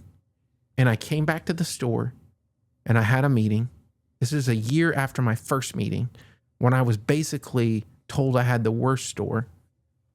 My second year going to that meeting, I was asked to come up on stage and present on how this all happens. People who were my boss were calling me and asking me how these things happen. Yeah. It was What'd you do, man? What'd you do? What'd you do? Yeah. And I'm going to share something with you because there's some crazy stuff. The crazy things, these are positional things. The crazy things that we'll talk about in just a minute, the experience, those are the things that people are going to be like, whoa, this is an insane life. The growth and all those things that happened through all that, they were nice. Those are cool things. It's cool to have successes. I came back from the meeting and I showed the store these awards and I threw them all away in front of them. And I said, this was us last year. Who are we today? and I threw all of our awards in the garbage. You'd have thought like I killed the sacred cow. You'd have thought like we're supposed to put those things on walls. Celebrate them. And remember those. Yeah. Yeah. So, and the reason, which isn't wrong, which isn't a bad idea. It's not bad, but then you constantly live in last year and you say, that's who we were. That's who we were. And you pretend that that's who you still are today. Right. And it's not. Right. And what the problem is, and the reason why I did that was because in 1980, that store was considered store of the year. And they still continued to have their store of the year trophy in their store. Mm. And what year were you there? 2013. Okay. 2014. So, 2013. Yeah. 33 years later. They're still their claim to success. They hold on to this trophy and talk about when they were number one. Mm. It doesn't matter. If you're number one, let other people talk about it. Yeah. Continue putting your focus and energy on being disciplined. Don't spend all of your time telling your success stories like I'm doing right now, right? Yeah. But this isn't my success story. Yeah. This is the success story of 400 individuals who got behind something that I told them, hey, if you'll commit to this, and I can't convince you to believe in it, but if you'll try it and you see the results, you'll never doubt it again. Yeah. You know, when I first kind of introduced you, again, this is on a previous episode, I talked with, I was kind of referencing you as a Joseph type, you know, that's kind of what happened with him. You know, everywhere he went, he was blessed, you know, there was the hand of favor kind of with him, you know, whether or not it was Potiphar and, you know, his house, and then, you know, coordinating things within the jail, and, you know, all these things they're moving forward. Oh, exactly. Then moving up into, you know, I don't know, with Pharaoh and whatnot. That's crazy. Yeah. So, you know, it was, and you kind of wonder, was it discipline? Was it God's will? You know, where was your wife? Where was your family? Where was your faith in these things, these times? So, and that's the thing is when it all comes down to one thing, you have to keep showing up. You have to keep showing up. And I can't say that my heart was always in the right place when I went to church, but I showed up. Yeah. And we went to church faithfully. I showed up for my family. I showed up for my faith, and I showed up for my job. And you have to show up if you're going to be exceptional at anything, or if that thing that you're looking for is really going to get your attention. Because it's going to take some time in some instances, but you got to be there. And you have to show up. I don't know. Do you remember when I shared a story with you about a guy named George Danzig? Do you remember that? I told you about a guy named George Danzig who was a mathematician who was late to class. And he was late to class, and he saw this equation on the board, these two equations on the board, and he didn't know what the lecture was, but he went home and he worked really, really hard on the lecture. He worked really hard on the equations. He came back, presented them with the equations. He thought they were homework, right? He thought they were homework. Yeah. He thought the equations were homework. And he brought the answers in to his professor and said, I did the homework. Here it is. And the professor's like, looks at it. He's like, what is this? He goes, well, these are the questions that you had on the board. These are the equations. And you gave us these the other day, and I was late to class and I didn't hear. He's all embarrassed, right? And he's like, but I think I figured them out. Well, a couple weeks later, he gets called into the office with all these other people, like all these other mathematician experts. He thinks he did something wrong. He thinks he's going to get in trouble, right? They ask him how he solved this problem. See, he showed up, and in this instance, he showed up late. He missed the entire lecture on this being an impossible equation, or the unsolved equation. And so because he missed the part about it being impossible or that somebody with higher intellect couldn't figure it out, and George Danzig wasn't a incredibly smart or talented. He was smart in that in mathematics, but he wouldn't be considered who you would call the best, not even close. And he would go home and he would solve this simply for the fact that he didn't know it was impossible. And so when I set out on my journey in life, like I fail to recognize all the things people throw out at me as impossibilities. Like when they tell me all the things that are going to stand in the way and all the impossibilities and what makes this hard, and that's what continued to propel me, is that I just ignored the impossibilities. And I think this guy died, I think it was in 2015. I'm not 100% sure, but it been, this guy passed away not too long ago. And he was a world-renowned mathematician. But the thing that made him famous was the missing the fact that what he accomplished was supposed to be unsolvable. And so just living life and taking those next steps into not seeing a problem as unsolvable, but being extremely excited that you've identified it as a problem because you can do something about it now. Yeah, I love that. And, hearing it, from the Danzig perspective and whatnot, there's another concept called the ripple effect. Have you heard of this? Yeah. Is it like the butterfly effect? Kind of. I don't know what the butterfly effect is, but somebody said a butterfly can change the global infrastructure by flapping its wings. Yeah, I think there was a movie about that, wasn't there? I guess. Yeah, I think the spirit of the butterfly effect, and I can look that up. I'll have to look that up because I don't want to butcher it, but it's very similar, right? I mean, if every action has an equal and opposite reaction, enough reactions over time generally have enough to can garner enough momentum to change things meaningfully or significantly. The ripple effect is kind of similar to your Danzig story. Once the impossible psychological barrier is broken, seemingly floodgates open almost immediately for people to accomplish the same thing later or suddenly understand that more is possible later. So the ripple effect applied to the 4-minute mile. Sir Roger Bannister was the first person to break the 4-minute mile, and more than 2,300 athletes have since achieved the feat since then. Bannister historically crossed the finish line at 3:59.4 on May 6th, 1954 at Oxford's Iffley Road Track. Once the almost impossible psychological barrier was broken, 46 days later, Australian John Landy became the second person to do it, clocking a faster time of 3:58. Within 3 years, by 1957, 16 men had successfully run a sub 4-minute mile, all just because you knew it could be done.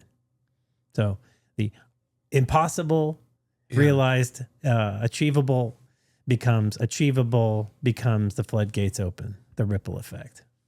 I don't know. That's pretty cool. Isn't that crazy? Yeah, because even just think about years in my life.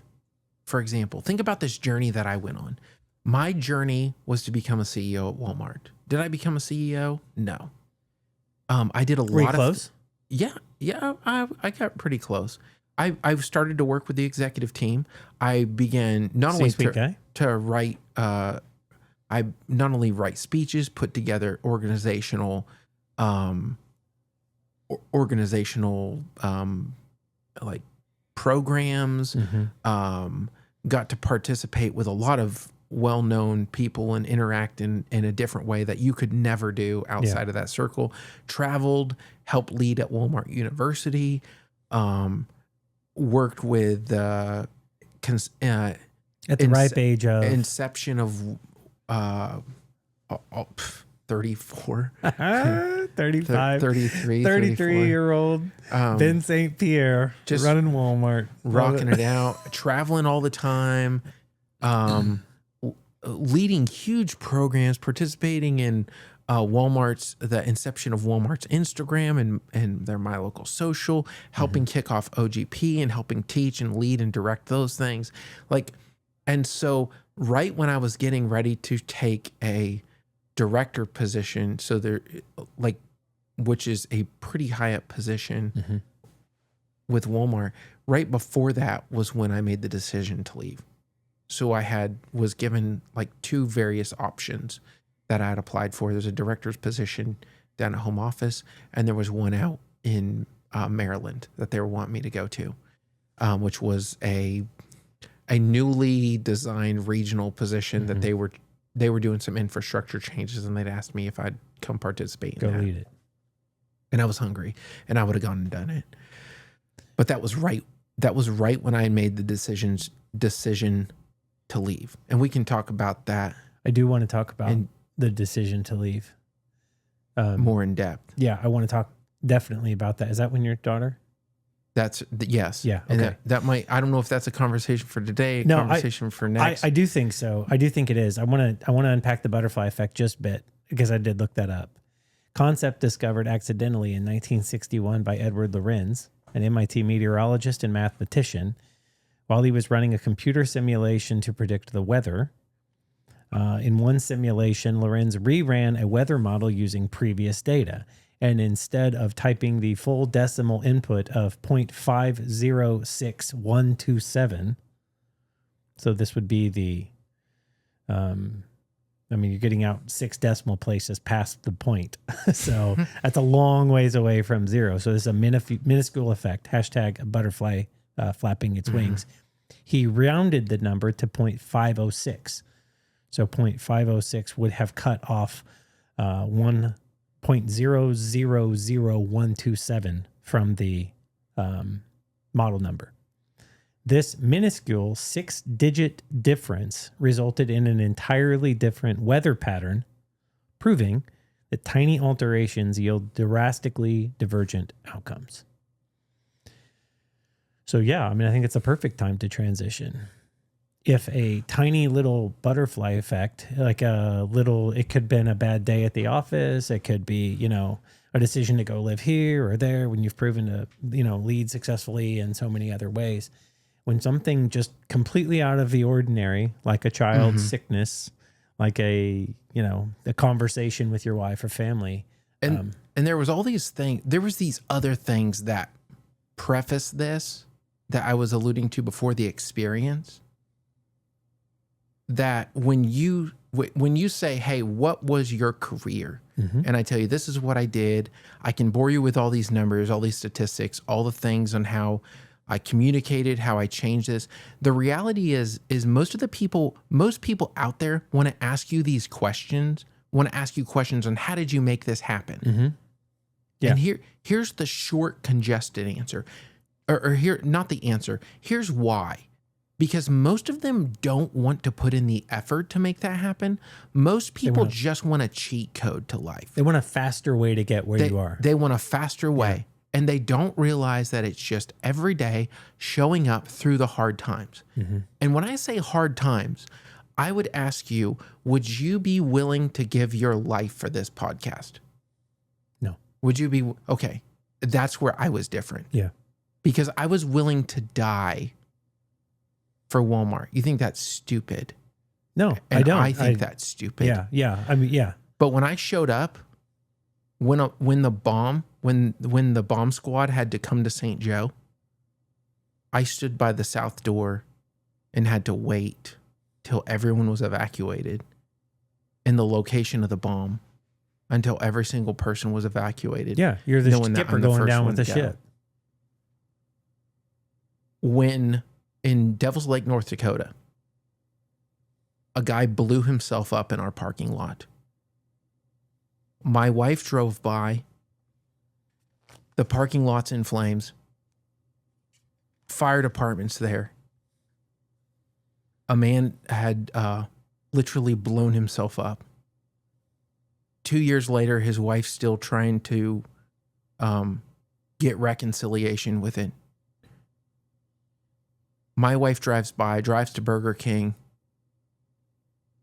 She texts me I'm just still working. We have a kidnapping. An armed guy comes into the store. One of my employees comes in, says, completely different situation. Hey, there's a truck out here. It matches the description from the vehicle that left Fargo that was just in the shootout with the cops this morning. I call the local law enforcement. The guy who had the shootout with the cops, who's armed, is back there buying a cell phone from my associate Tanner. Mm-hmm. The cops come in, say, do you want us to take him down? And I have to make the decision on, do I want them to take him down in the store with all the employees?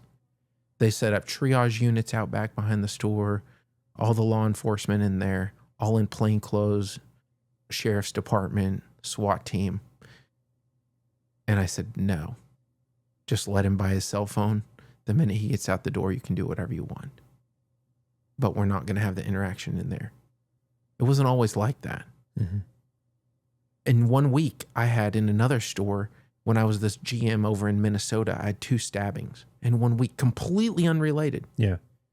Probably the hardest thing was a gentleman being the most difficult thing that ever happened was when I was walking back to my office. I had just come in the store from doing a tour out in Garden Center, and I was told that we had an active shooter, an active shooter about to take place.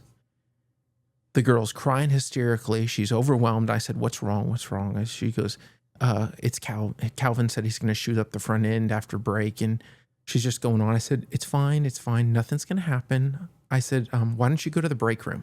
Why don't you go to the break room and just stay in the break room and don't leave? She goes, okay. I said, I called Garrett, my co-store director. I said, hey, Garrett, I need you to come meet up with me real quick. I didn't say anything else over the walkie because I don't know where this guy is. Sure. I did ask her. She said he was out front still on break smoking. I called Garrett. I said, hey, Garrett. I said, I need you to contact the local law enforcement. I need the sheriff's department out here. I need a triage unit out here. I said, we have a potential active shooter about to take place. Calvin is just coming off of break. He's walking into the front of the store, and I immediately make a beeline to the front of the store. I said, hey, Calvin. I said, hey, how you doing? How's everything going? He goes, good, good. I said, hey, I haven't got a chance to catch up with you at all. You mind if we visit and talk for a second? He's like, sure. He's like, that's fine. I said, here, let's just take a walk. We walked through grocery. I said, here, we can just sit down in the office here. Now, no one has everyone has trained for active shooter, avoid, deny, defend. Yeah. Or you say avoid, deny. Ours is run, hide, fight. Okay. Yeah. Yeah. Avoid, run, Yeah. hide, divide, defend. Yeah. Same cadence. Yep. So, but they don't tell you what to do when you're standing face to face with the guy with the gun. Like nobody's having that training class. Yeah. And so I'm walking back there and I'm like texting Garrett. I'm like, where are they? Where are they? Get them here now. Cause I know I'm about to walk into a room With a guy with a gun. with a guy with a gun. A door is going to lock behind me.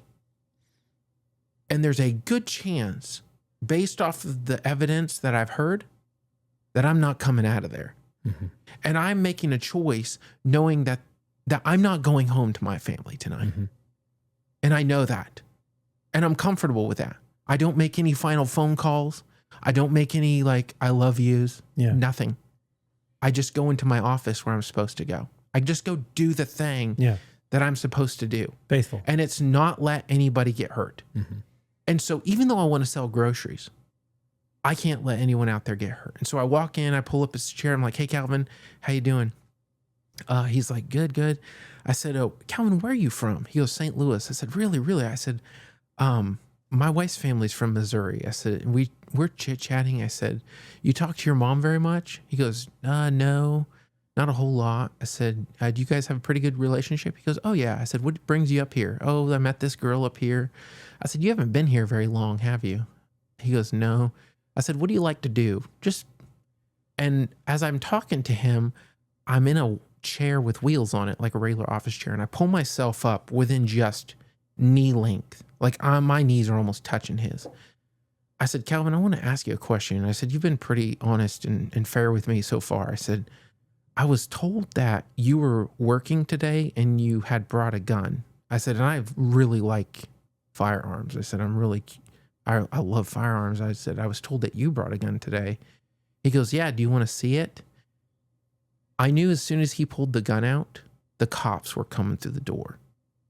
Like it was over. Like someone was getting shot. And I was hoping they shot first before he shot. Now, I had already been through on YouTube. If you watch on YouTube, there is a guy who gets shot down by the police just right outside my store. He had just been arrested. This is insane. Gets shot 9 times. It's insanity. You'd think I was running stores in like East St. Louis, or like you'd think I was running stores in like in like derelict areas of California or Detroit. No, this is the middle of nowhere, Minnesota, but constant chaos. And so this is what happens when communities focus on their problems and they decide that they're in a situation because of other people instead of trying to live life outside of accusation. They focus on the accusation instead of just living a life that they were called to live. Mm-hmm. And so there's this constant chaos, constant turmoil. And I pull myself right up to Calvin and I said, Calvin, I'm going to be honest with you. I said, you've been pretty fair with me so far. Cause he said, do you want to see it? Do you want to see it? I said, no. Keep it. I said, you do have it though, right? He goes, yeah. I said, keep it in wherever you got it. I said, keep it in your holster is what I said, but I don't know if he had a holster, but it was in his side. I said, I would really like you to be able to call your mom tonight. And if you pull that gun out, one of us isn't making it out of here. And I want both of us to be able to call our families. I said, here's what's going to happen. I said, I was told that you had said that you were frustrated about a manager. And I said, that's something that I can take care of and I can fix that for you.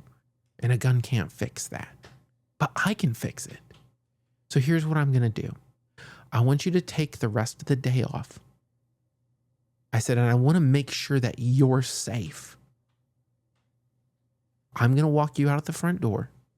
I'm going to let you go out the front door. I'm going to make sure that you get out the front door safe. And then I'm going to let you take a couple days off and then we'll revisit the situation. I said, is that fair?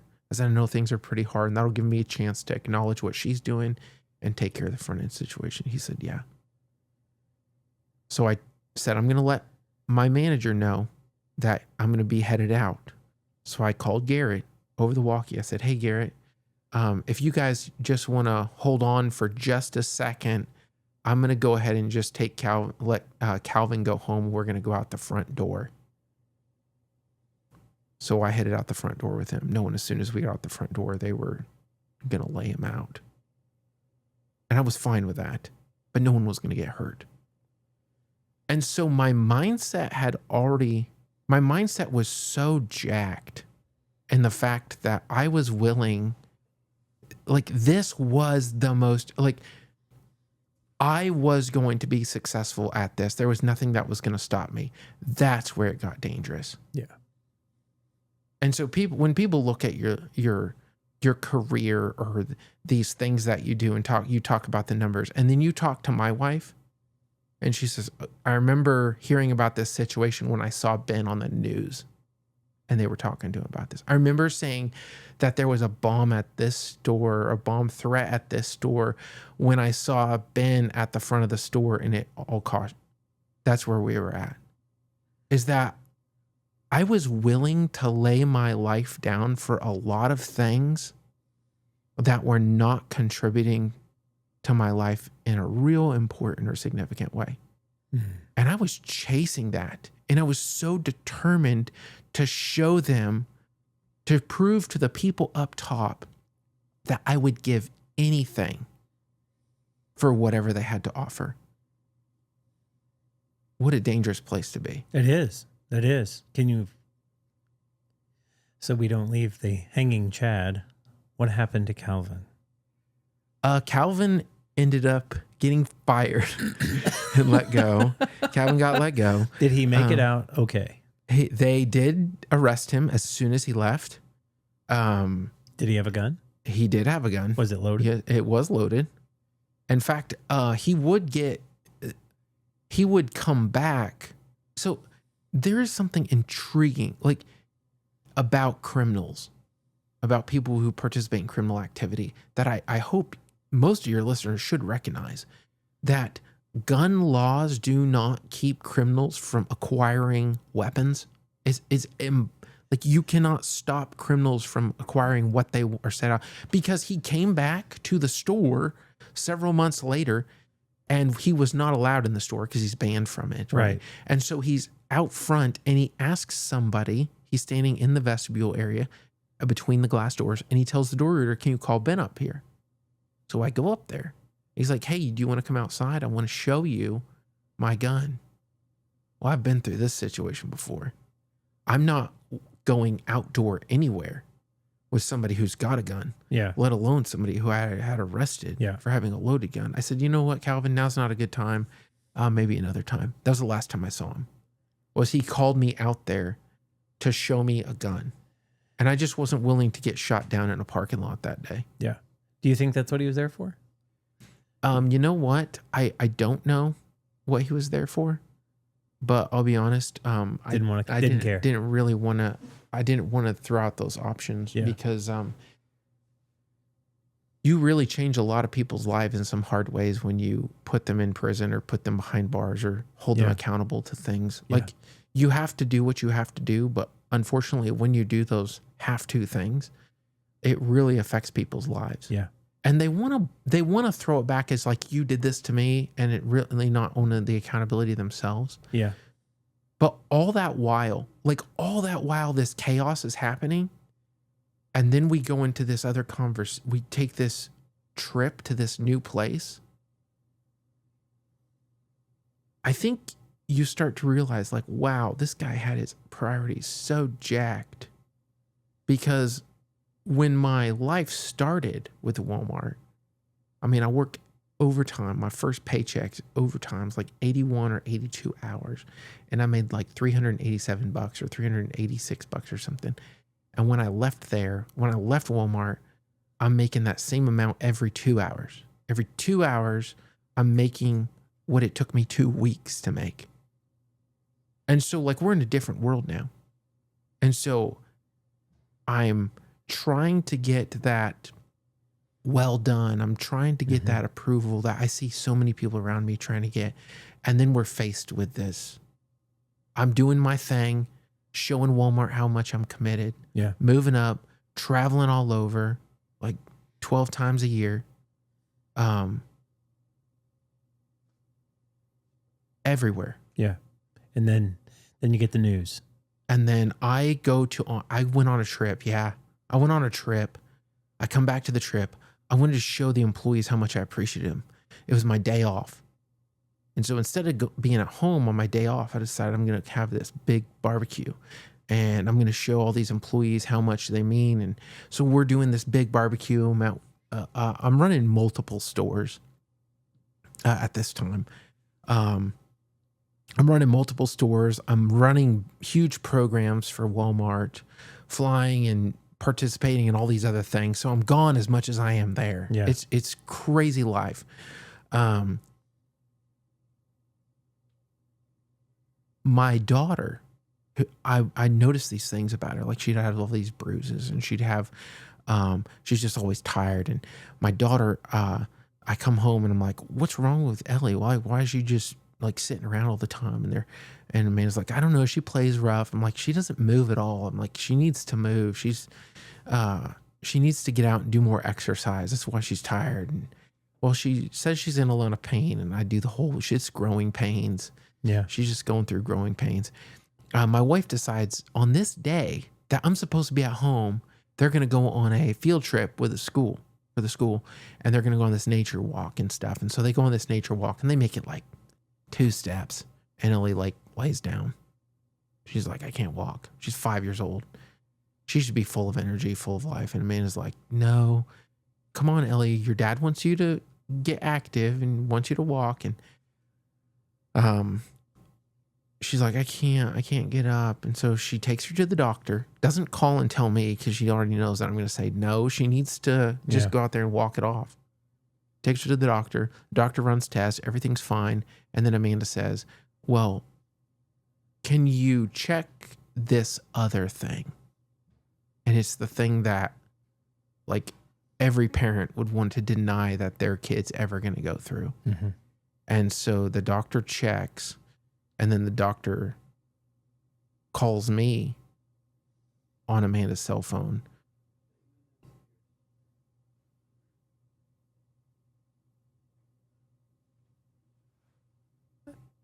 I always get choked up about this part. But the doctor calls me on Amanda's cell phone to tell me that she's been diagnosed with leukemia.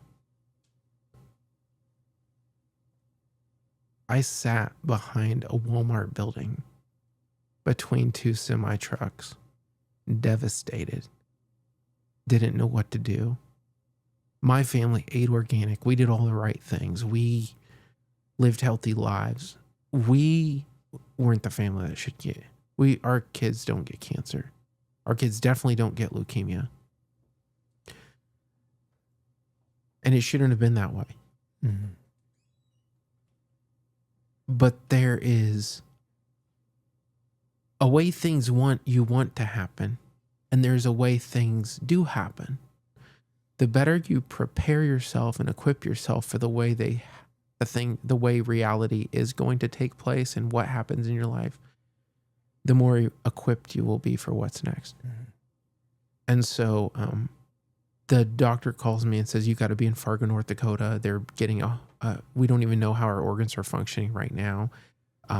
Like she's barely existing. Like her body is like at the breaking point of shutting down. And she's like, you got to get there right now. They're already getting your room prepped. I was just like, okay. I was devastated. Somebody came over and said, hey, is everything going okay? Or you need any help out here? And I said, my daughter has cancer. They're like, oh, okay. They're like, is everything all right? Do you need to go? I said, yeah, I got to go. I couldn't move. I couldn't stand up. I couldn't walk.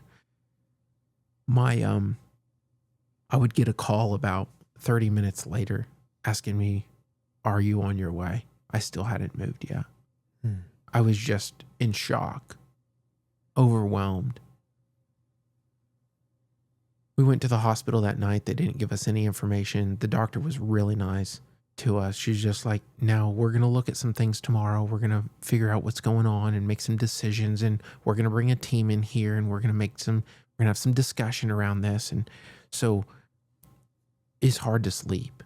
It's impossible. So we're in the hospital. She's laying there in this hospital room, and we're there with her, and we're both just devastated. We're not saying a whole lot. We're just staring at each other. My sister would come up and stay with us that next day. I never called anyone and told anyone. I couldn't talk. I couldn't speak any words. Just gut-wrenching. You're just like staring. You're being told that, like, we don't even know how she's surviving right now. It is what you're told the previous day. And then today you're at the hospital and the lady's like, well, we'll discuss some things in the morning. Not giving you any information. The next morning, a team of 3 surgeons comes in, 3 oncology doctors, and they sit us down, and they basically tell us it's really bad. We're in a really bad position right now, and we've got to make some decisions right now. Well, I had prepared myself we're in September. In July, I was already prepared for Christmas.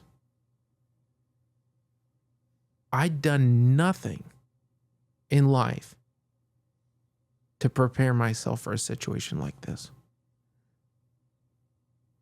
Most people just live life as if this is never going to happen. Like this is something that happens to everyone else. But we're all just one day away from bad news. All of us are one day away from bad news. And the question is not necessarily how are you going to get through it, is who are you going to go through it with? That's a much bigger question. Because what you realize through this is that the people who are there for the birthday parties are not going to be there for this. The people who are there that help you when you're working on your deck, who aren't related, that random neighbor who you've never talked to before, but he always waves, those are the people who show up. It is weird how these two groups of people really identify themselves through these hardships. And I thank God for those undiscovered people. Some of them, I don't even know their names. I'll never know their names, but just were there and present. So we're at the hospital, and it's September 13th. It's my birthday. So September 13th, we get told Amanda had plans. We were going to go ride four-wheelers or dirt bikes, whatever, on my birthday. But other plans took course. Sure. Now, you got to remember, I'm working for a company that I would give my life for. And here it is that my child laying in a bed who can barely do anything, that I had acted like this working was for her, when really all this working is to validate me. I have so many questions. Yeah, I mean, let me start there, because I wanted to maybe start there and maybe work a little bit backwards.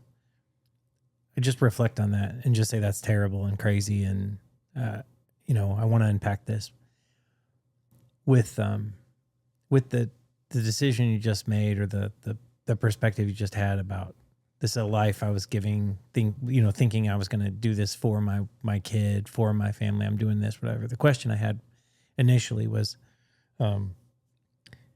this for fulfillment, momentum? Like you're doing this thing for your career, and then, I mean, what is the answer to that? You say, so why do you do things? Yeah, you think you're actually doing this for her, or whatever. You say you're living the example, and Yeah. You ever ride bikes? You ever ride a 10-speed bike or a 12-speed bike? Yeah. Okay. They have like 24-speed bikes. You get on a bike, and you get the motion. You get moving faster and faster and faster. And the faster you go and you get into these other gears, it's just easy to keep going, because you've already got yourself to that momentum, rhythm. Yeah. And so I would say that it has more, I think, like you look at a lot of people who change jobs, it's because they never stayed long enough to get good at anything. They weren't consistent or faithful enough. Well, when you get really, really good at doing something, or when something just gets extremely easy, you tend to validate it because you don't want to have to start all over. And in this situation, I was really good.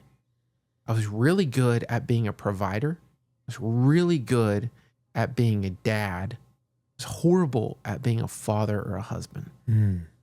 And so I'm good at managing a home, but I'm not good. I've not put any effort into being somebody who is a comforter or supporter, or like in that type of situation, a developer of these things in the home. And so I'm all my effort, all my energy, the momentum that you talked about, all my effort and all my energy went into this other thing, and to shift it back over into this was going to feel like starting back in first gear. Right. And you're like, I'm already good at all these things. Why can't somebody else just pick up the slack over here? Why can't they just do more? And recognize that it takes way too long to get to this place.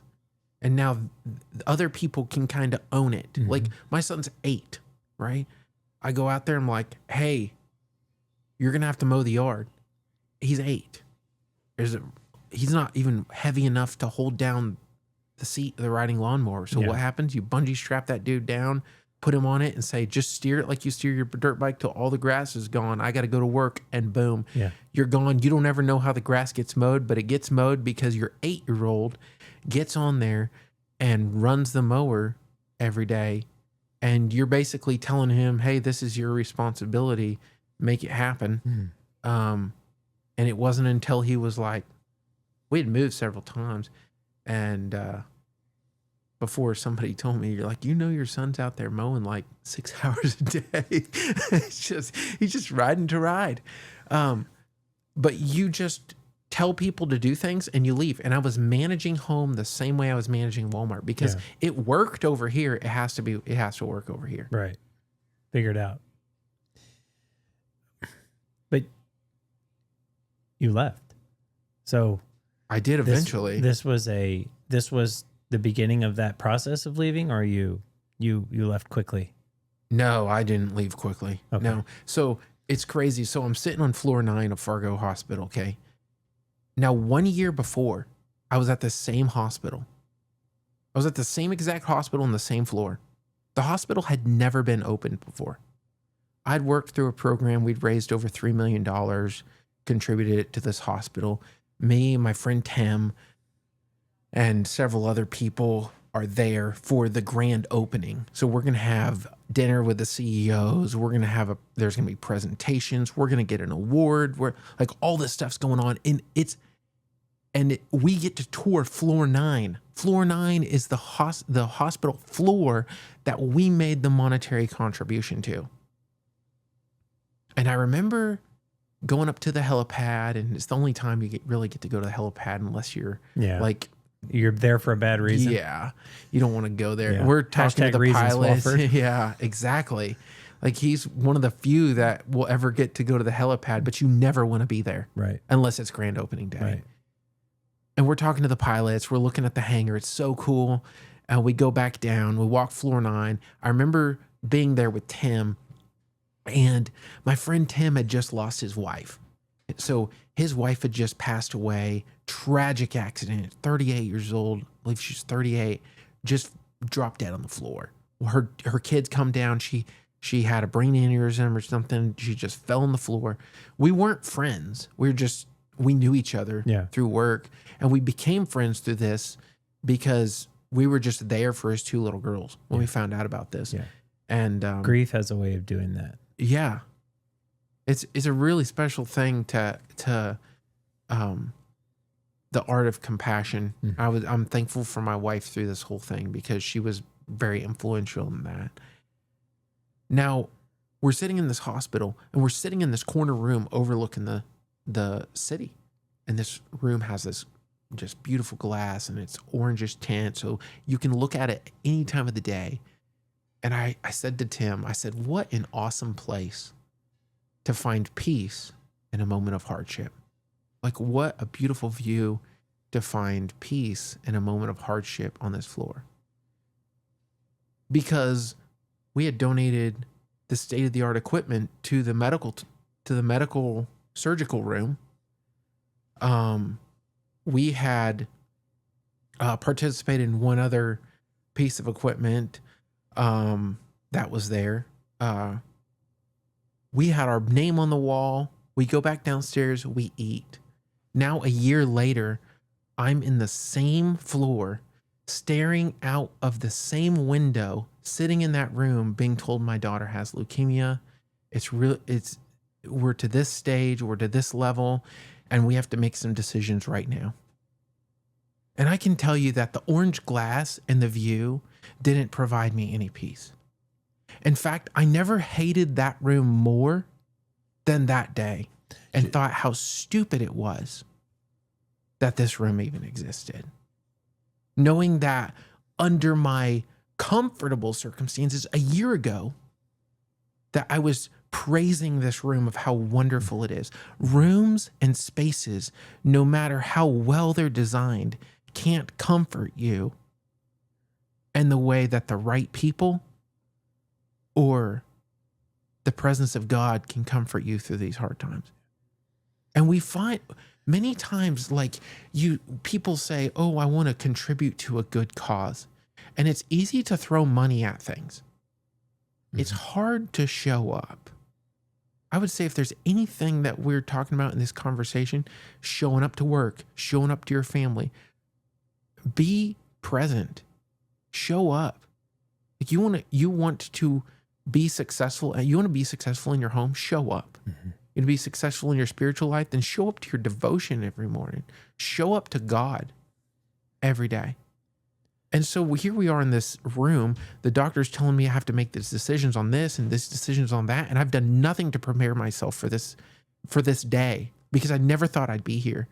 In the same room that I was high-fiving my buddies in and having these fancy dinners. And now I'm sitting in these rooms under completely different circumstances, having to decide between different types of ports, and we're deciding between different types of treatments. And I learned one of the most valuable things that I could ever learn in this situation. And that was this. One of the most valuable spiritual things. Because a lot of people are trying to discover God's will. And I would throw this out there because there's people that were like, hearing about this, and they're texting us and like, you need to go natural. Don't let them do chemo. And there's other people like, you should do this type of treatment, and you should. And hearing all this noise from the outside. And I know those people were both speaking in love. I say both people. All these people from all these different directions are speaking in love because of what they believe in. When you're presented with option A and option B, if you say, I believe in this natural source, I'm going to follow this and I'm going to choose this, it's not going to turn out well. And when you look at option B and you say, I believe in the science, it has everything there is to back it up. I believe in that. Everything's showing me that it's been consistent and faithful so far. I'm going to do that. It's not going to turn out well. But when you look at option A and you look at option B and you say, I don't have the foggiest idea of what this natural stuff is, or I don't know what this poison is over here that they continue to use and somehow it works. I'm going to trust God through this. I'm not going to trust the natural. I'm not going to trust the science. I'm going to trust God. In trusting God, it doesn't matter if you choose option A or B. He's going to take you through it. The outcome is going to be consistent between option A and B, because when your trust is in God, you can't alter his outcomes. It's when you trust in your solutions that when God lets his hands off and says, okay, you want to gamble with this? Go ahead. And so a lot of people are like, well, what's God's will? What should I work at this job that has good benefits, or should I work at this job that has good pay? Trust God through it and just go to work. You can't get it wrong. Through option A or B, if your focus is on God in choosing option A or B, you cannot get it wrong. But if your focus is on the finance, if your focus is on the benefits, you will get it wrong every time. God's will is way less complex than what we make it. Now you're full of questions. I've been full of questions the whole time, and I don't want to gloss over certain things. I want to go back, but I want to qualify this. Your daughter's living now. She is. And she might not have. And when you trust God with option A or B, because that's, I think, what people might think about coming out of that explanation there. And your daughter doesn't make it. Yeah. Or, you know. Because that happened too with a lot of people. Yeah. What then? You know, is the answer still right? You can't go wrong? You trust God with A, you trust God with B. Your daughter dies anyway. You still have a miscarriage. You still have cancer. And they go through a long, arduous journey ultimately to lose the fight or whatever. Is Is it God's plan wrong? No. It's hard. It's hard, but you have to ask yourself this, because in going through these situations, many times we're so focused on God completing an outcome that we want to accomplish. We want him to do a certain thing in our lives that we fail to be changed the way he wants us to be changed. And so if, for example, way before I was a pastor, there was this family praying for their mom. We want her to heal. We want her to get better.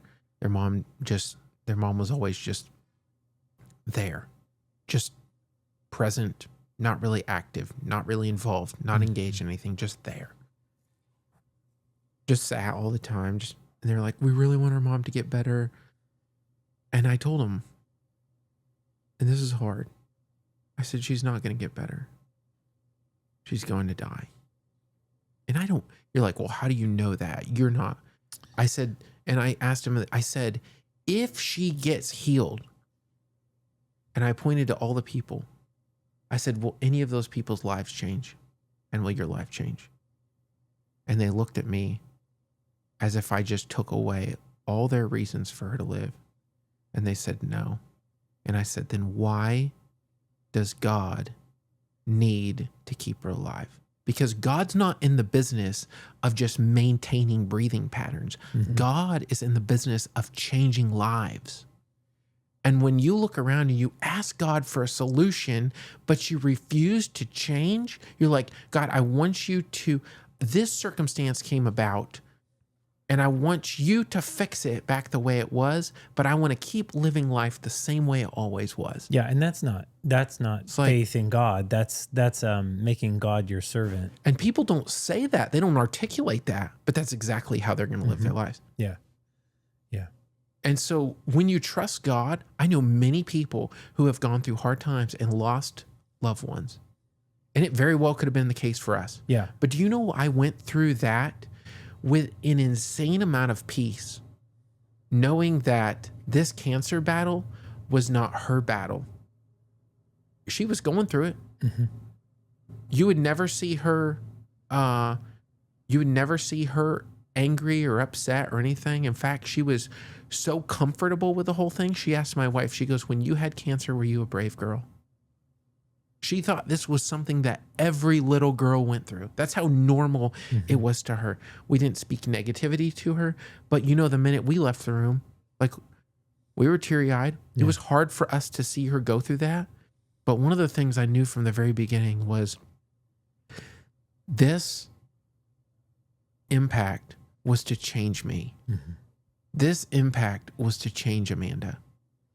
And if it changes her to bring her more life, or if it changes her to where she dies and she's separated from us, one thing I know is this had better change me, because I don't want it to happen again. And that's where I think people get it wrong, is the reason that they constantly go through trial after trial after trial after trial, not man-produced, but produced eternally, is because God's trying to give them a wake-up call after wake-up call after wake-up call, is be like, hey, you know what? If you learned your lesson through this, don't live through it again. Continue to move forward as a changed individual, because I can tell you that little 5-year-old girl, as far as she's concerned, never felt the pain and suffering that her mom and dad felt. Was it hard on her? You better believe it was hard on her. Yeah. But to her, this was just what happened to 5-year-old girls. To her mom and dad, this shouldn't happen to any 5-year-old girl. It shouldn't happen to any little girl. And so I'm thankful that God brought about my daughter, and she's still living today, and she's in the 87th percentile, and she goes, I think, every 6 months now. We just transitioned from every 3 months to every 6 months. She goes back to Children's Mercy, and it's everything looks really hopeful, and there's things that are long-lasting effects where her feet and her joints and stuff are kind of jacked, and but from that first day, realizing in the room A year ago, I had complete and total control, what I thought. And now here I am, day one, and I have no control. And I'm being asked question after question after question, and I have no answers. And I'm asking the doctors, I'm like, what would you do? What are you confident in? What have you done that you know works? And so they're saying, you're playing catch up at that point, trying to get ready, trying to get prepared. And I just said, I don't have 2 weeks. I have 2 hours. Yeah. And that's what she's going into surgery. It's like, I don't want to get too far away from it because again, we've covered a year's worth of, and again, going back to the beginning of the episode where you're talking about how people don't go through problems, people, basically face situations that they're not prepared for, and now you're in a situation where, and again, just before this story started, you're in a situation where you're prepared for Christmas in September. I was prepared for Christmas. I had my features ordered in July. Yeah. Yeah. That's insane. No, that's my point, right? Like, and I have nothing. And that's I think where this testimony, if you will, becomes really compelling because you're not just talking to the average guy here. You're talking to the guy who's really, really prepared for these sorts of things. Really, who's paid to manage his store, is managing his family in a similar way, right? Like I'm ready outwardly, so. There are no problems. Yeah. There is nothing like this. And so how much more of a shock is it for someone like you who this doesn't happen to, it's more likely to happen to somebody like me who's not ready for Christmas 3 months out ahead, whatever. And so I don't have as far to go. So what's the gap? Like how did you get from the shock of holy crap, I'm not ready for this to a year later, you're in the room in 2 hours? Are you trying to do all of that faith building at that moment? Or is that built through the relationships that are fostered after the diagnosis and everything like that afterwards? Like where does that hindsight being 2020 grace come from? Yeah. So it happened really quick. So I'm very fortunate to have had a lot of truth spoken to me through scriptures and the teaching of the Word of God. Where did that come from? I'm going to be honest with you. When I was a young man and my parents pushed me to study scripture and pushed me to memorize scripture and all that, that equipped me far greater than any college or anything else in life. Interesting. The scripture as a young child, the scripture memory as a young child was what equipped me for that day. And I didn't know how much it was going to impact me later on, but I clung to that. Mm-hmm. And it's funny because people, a lot of times they'll jump into spiritual moments when they go through hard times, or they'll say spiritual things. Mm-hmm. But it goes back to change. And what are you willing to give up? And what are you willing to throw away? Because here I'm willing to die for a store. Mm-hmm. And now I'm staring at a little girl who I've not I've sacrificed more for a company than I've sacrificed for her. She was about to die and I had nothing. She was going to die before I ever had anything to give to her. Right? She was going to be gone. Like I was living my life for somebody who wasn't going to be there. Mm. And I remember going down to a day one. I remember going down. His name was Matt. I don't remember. His last name started with an S. And I walked down there, and it was the guy who was over they have all these really nice restaurants inside this hospital. Mm-hmm. I went down there and Shasky. And I remember going down there and I saw this man, Matt Shasky, who was overcharged all the restaurants in the facility of that hospital. And he goes, Ben, how are you doing? And I said, I'm doing good. I said, I'm doing okay. I said, he goes, what are you doing here? I said, my daughter just got diagnosed with cancer. He goes, whatever you need. So he remembered me from the year before. He goes, whatever you need here. He goes, it's covered. It's taken care of. But I couldn't eat. I said, I'm just going to get some coffee. He said, okay, that's fine. He goes, if you need some advice on what's good, he goes, let me know. I'll take care of you. And I got my coffee, went back upstairs. But that's how closely connected and how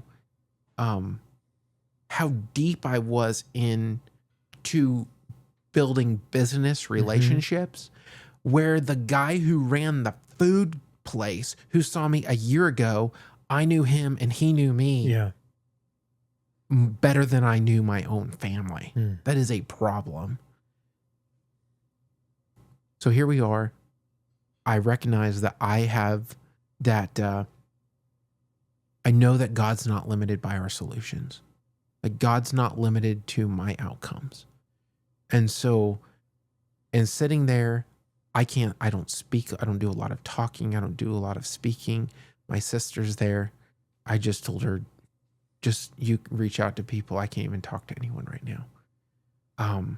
I spent a couple days there. My wife stayed at the Ronald McDonald House, and I went back to work.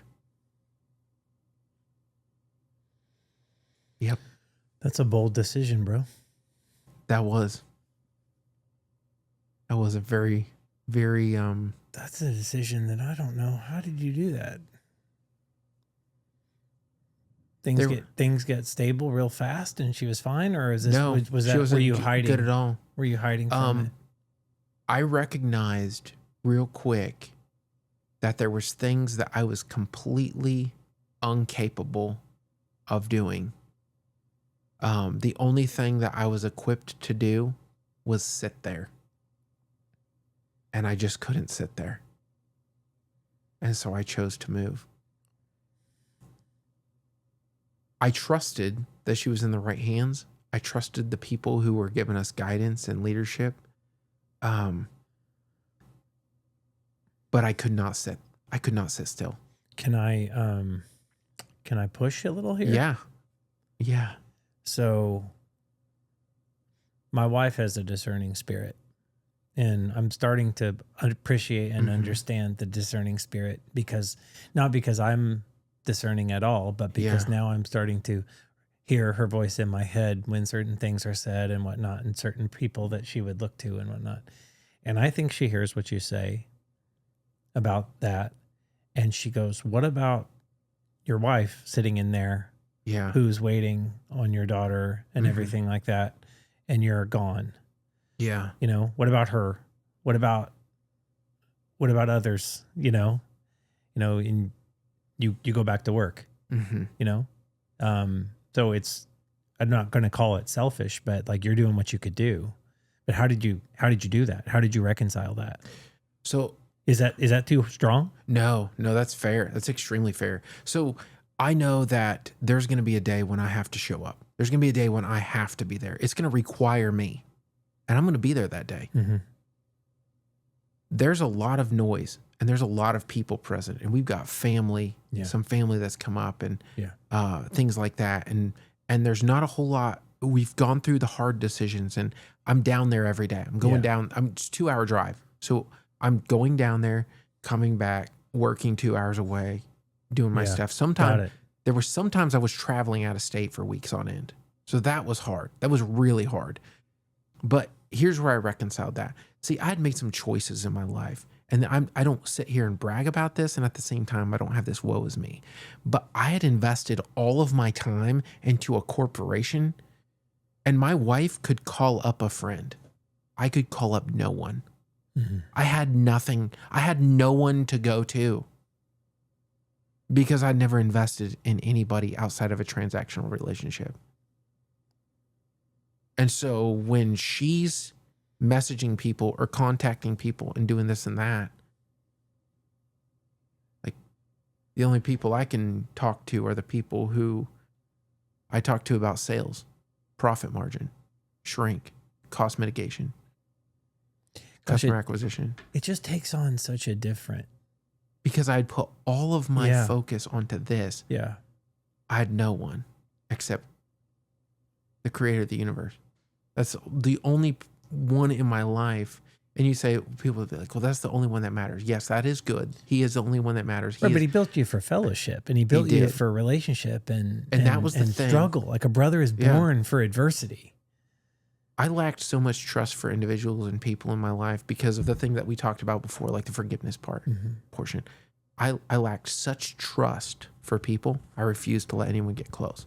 So here I am going through this, and I've never let anyone get close to me. Like, I don't hang out with anyone.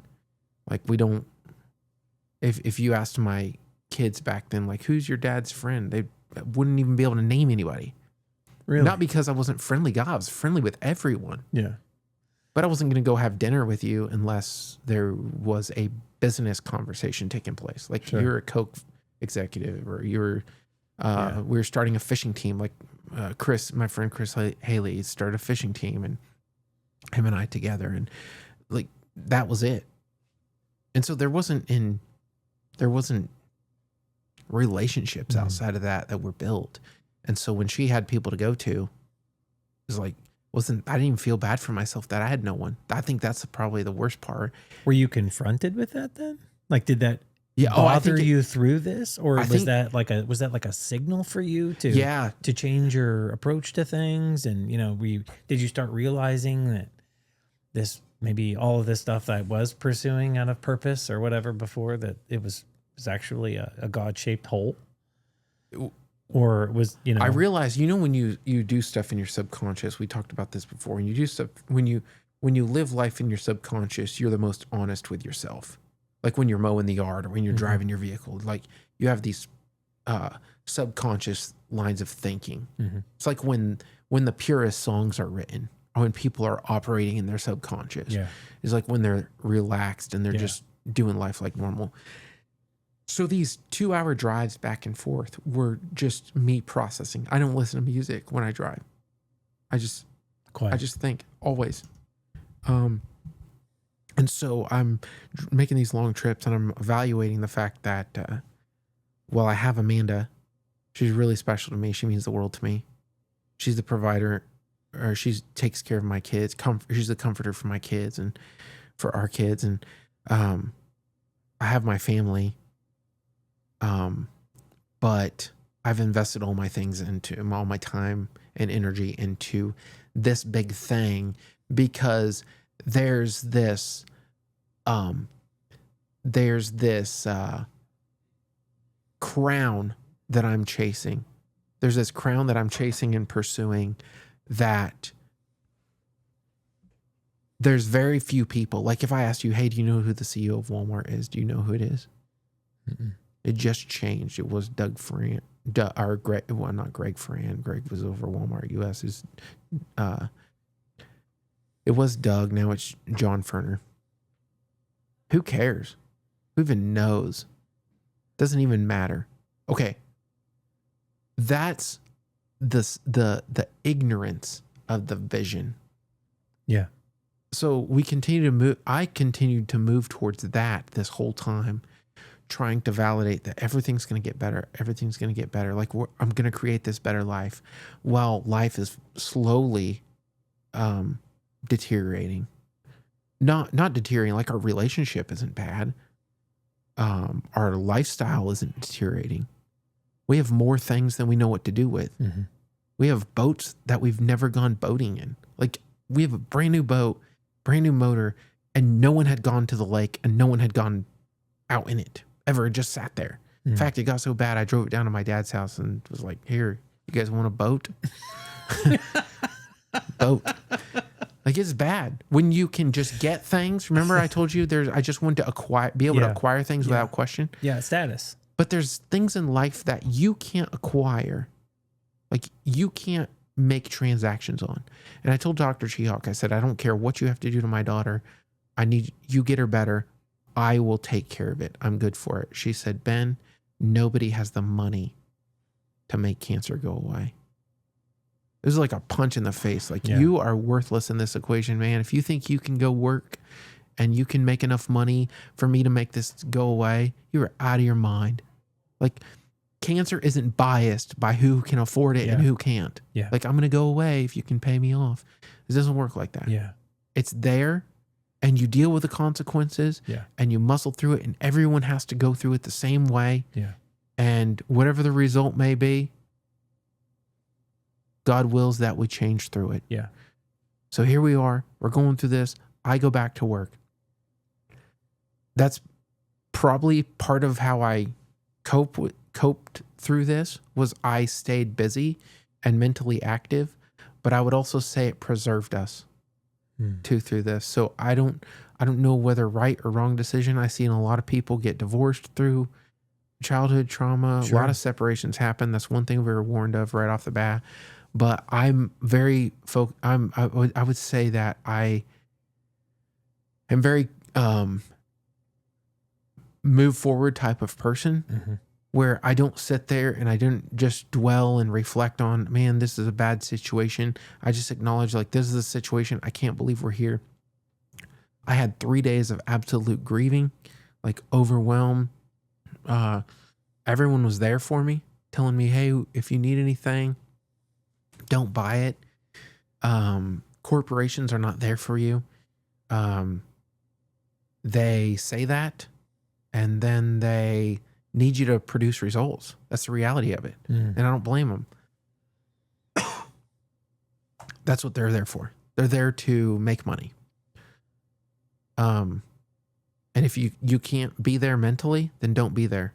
If you can be there mentally, be there and do your job. But when you're with your family, be face forward with them. Care about what's in front of you. Don't be on the phone. Don't be having conversations or interactions. And I think that's where things took a pretty crazy turn, because there were hard times through this. We went through this for a long time. There were difficult times. What was it, 2 years? Yeah. 2.5 years? Yeah. It would be a really difficult time. I would have to go on trips when there was important surgeries coming up. And Amanda would say, I don't think you should go. Or I would get called out of the hospital. I'd say, hey, I'm taking a week of vacation, 3 days into vacation. Hey, Ben, we really, really need you. This is going south, and we really need you to help out with this. And I'm like, okay, I'll be there. And I would go. And part of that is because I felt useful, and these were problems I could solve. Yeah. And these weren't problems I could solve. These were problems, and it... These being what was going on in the hospital. It bothered me that I couldn't solve those things. That I had to have an insane amount of trust for someone far greater than me. I couldn't buy these problems out. I couldn't fix these problems, and that was really hard. So what's your faith like in this? Because, you know, I mean, again, we're talking about what you could control as with the earthly control, and then you're kind of forced into this trust of the doctors and everything like that. You know, you talk about the lack of friends, but you have the divine creator, which is right, and that's all you need. But you know, you're still kind of in a point of searching here. At what point did you stop searching and realize that a change is required? Like I must yield to a different will than the path that I'm on. So in regards to changing, are you talking about in regards to how I transition my career? I mean, a portion of that. Yeah, I mean, I'm just feeling like the tension, and again, it's kind of like the suspense in the middle of a great movie. Yeah, you know, I'm like this can't go on forever. You know what I mean? And I'm nervous just listening to your story, thinking about yeah, she's gonna kill me. Well, not necessarily she, just like, you know, like the I don't know. I haven't done enough, and there's so many things I just want to know more about and I want to learn about. Yeah. Right. But I will. I don't know. Maybe you know what this means. Sometimes I go back to things college professors said in college, or like high school teachers or whatever. They had this lesson. They're like, hey, there's this great lesson. It's called Rites of Passage. Mrs. Simmons, my junior creative writing teacher, talked about rites of passage, and people go through rites of passage all the time. And I even wrote about a rite of passage when I got my driver's license and I got a car and I did all these things or whatever. And then it was like 15 years later when, I was going through this thing that, I won't talk about now, but this thing, somebody said, yeah, what you're doing right now is a rite of passage. And it went, I just learned, I actually learned what she said 15 years ago, and applied it. So, I'm now thinking about your story, like a great English teacher talking with me about literature and things of that nature. You're the hero, man. You're the hero who's got a vice, who's got arch enemy, right? You know what I mean? Right. And like this hero is on this journey, and we're at the climax, or whatever you'd call, whatever the literally term is, the climax of the storyline. Yeah. And I'm just whatever you call it, writhing over here in suspense with like, how long does this go on before a man yields? So how you want to interpret the yielding is up to you. So we won't go into all the details of how I tried to cope with things. Okay. But there was this moment that we got to escape the hospital. We got to escape the hospital, and we were finally to a point when it wasn't just constant back pokes and hooking up to Vincristine and steroid pumps and just this cycle. And we got to leave, and we got to go home. The whole family. And so they're all home. And I decided I was going to take my family on vacation. I was going to take my family on vacation because I never done it before. See, my family went to Disneyland because I said I want to make sure that my family can get to do everything that. So I paid for them to go to Disneyland. And my family went to Disney World. Florida, yeah. I'll get it wrong and somebody will correct me, but I don't know where it's at. They went. I feel sorry for those people. I know. I sent my family out to California. I sent my wife and kids to Colorado. I sent my wife and my kids down for my sister's wedding. But all this time I was busy working. All these years. I hadn't gone on vacation with my family. I didn't go on family vacations. I didn't take them anywhere. I didn't do anything. I did what I was designed to do. I'm a worker, and produce. And I took care of them and made sure that they could go to all of the places without me. I was never there. And so I decided to take my family to Alexandria, Minnesota, and taking them to Alexandria. We went to the lake out there, and we were sitting on the overlook. And the interesting thing is, I invited our friend Tim and his two little girls. We decided to go do this together so that his little girls could come hang out with our family, because Ellie couldn't really be around anybody. And so these two little girls and my kids are all out there playing and hanging out and having fun. And I'm sitting there on this overlook, and it was almost, I'm sitting there on this balcony overlooking, watching the kids play. It's like somebody just tapped me on the chest and said, "You need to leave." And I knew what it meant. It was not audible. You couldn't hear it. It was louder than that. It was as if they were screaming it internally. The silence is deafening. Yeah. Yeah. And so I said out loud, "I'm going to quit my job." Now this is the thing where it might sound just like a job thing, but this is where I realized in this moment of my kids are finding so much joy. There's so much happiness in life, even through this hard thing. Like, she has cancer. She's not guaranteed. Like, we're having to get EpiPens before surgeries, and these different things to make sure, like, she can't even go hang out with other kids. We can't have a birthday party where the people can come over. I go to the hospital. This is before COVID.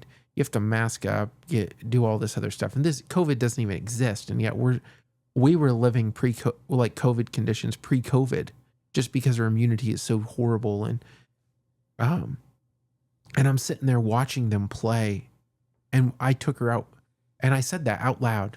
And Tim goes, "What did you say?" I said, "I'm going to quit." He goes, "Really?" I said, "Yeah." I said, "It's just not worth it." And what I was saying wasn't that I was going to quit my job, because that would happen several months later, almost 8 months, more than that, almost a year later. I was going to, that was my mindset, but my mindset was much bigger than that. Was I am going to quit applying my life in the ways I'm currently applying it, where everyone else gets my attention, but the things that I'm saying that I love and I care about and I'm investing about the most don't even know who I am. And so I sat there and I watched the kids, and then the next morning I woke her up really early. I have a picture of her and I going out, and we went fishing. Her hair's all short and shaved off. Just completely different circumstances. If you look at Instagram, if you go look at Walmart's Instagram, it's not Walmart, it's Wonder Nation. Wonder Nation, they're owned by Walmart. If you look at the Instagram on Wonder Nation, the first picture that shows up on there is my daughter it's the first or second picture. It's my daughter standing next to a bench with a chihuahua, and she is on the Wonder Nation website. I can't remember the exact date, but it wasn't. Are you on Wonder Nation? I was looking for it. I don't have the ability to search it. I don't know what I'm looking at. You don't have InstaFace? No. Well, So, on Instagram? Instagram, yeah. Let me see. So yeah, it's like the second picture. And then just a short time later, the most beautiful little girl would have all of her hair shaved off. She would look all deformed. Her face would be all jacked up. Her eyes all sunk in. She would look like a completely different person. And if you'd have told anybody that was her when they saw who she was that day, you'd have been like, there's no way. And so this destructive disease that's just like trying to take her out, doing everything it can to just destroy her body.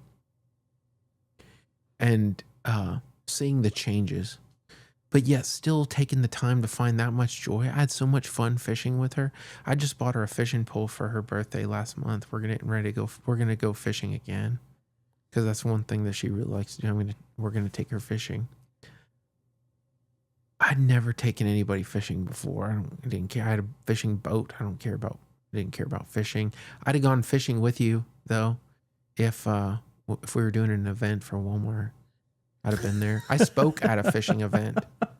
I have a fishing jersey with my name and 2 sponsorships on it from Walmart at my house hanging on the wall. But I'd never taken any of my kids fishing. I didn't have time for it. And so sitting there watching that and seeing how much joy they brought to life and how much joy they had, it was really a surreal moment, because that was the first time in a long time that I'd actually stopped and watched my kids. And before that, my wife used to just send me pictures of them. And now here I'm watching them for the first time. And I'm like, wow, this is really cool. This is really special. And it really hit me. And someone's like, you need to quit. And I said, I'm going to quit. Just said it right after they said it, almost as if I was articulating it to this person. And my friend Tim's like, what'd you say? I said, I'm going to quit. He goes, what? I said, I'm going to quit my job. I said, I got to change. I got to do something different. He goes, well, what are you going to do? I said, I don't know. we would leave Alexandria. We'd go back home. I would go back to work. And that October, I told my wife, I said, hey, let's put the house up for sale. I knew in my heart that I had to change. I knew in my heart that now we're over a year later. Over a year later, I was like, there has to be a major change. Like, I'm prioritizing the wrong things.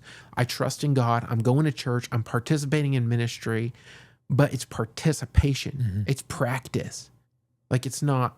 I need action, leadership. Yes. I need I'm like, I'm radical. I am going to make a absolute, like, there's going to be an absolute change where I live my life out every day as if I believe the words coming out of my mouth. Mm-hmm.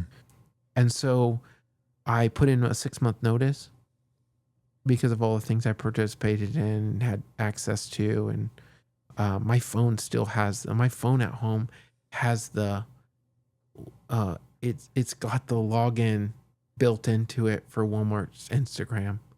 And so while you have to have a Walmart device to access their Instagram, I can access it from my personal cell phone. That is crazy.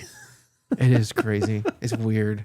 Because when we set it up in Arvest Bank, and I keyed in the information into my cell phone when we were going through it with the Instagram people. Because that's how we had originally set it up.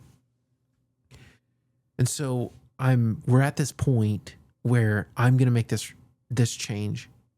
And there's a lot of influences, a lot of things that have molded me in this way. Now, keep in mind, we had this conversation about lack of trust, lack of, I don't forget, I'm not very forgiving. I'm very arrogant. I'm just like, it's going to be this way. We got to make it happen. There's no impossibilities. And now I'm realizing that while there's nothing impossible, there's nothing impossible when it comes to God. Mm-hmm. A lot of things are impossible when it comes to me. And so then I have to reevaluate what that actually means. Yeah. It's like there's no impossibilities. It's like all things are possible with God. Yeah, they are.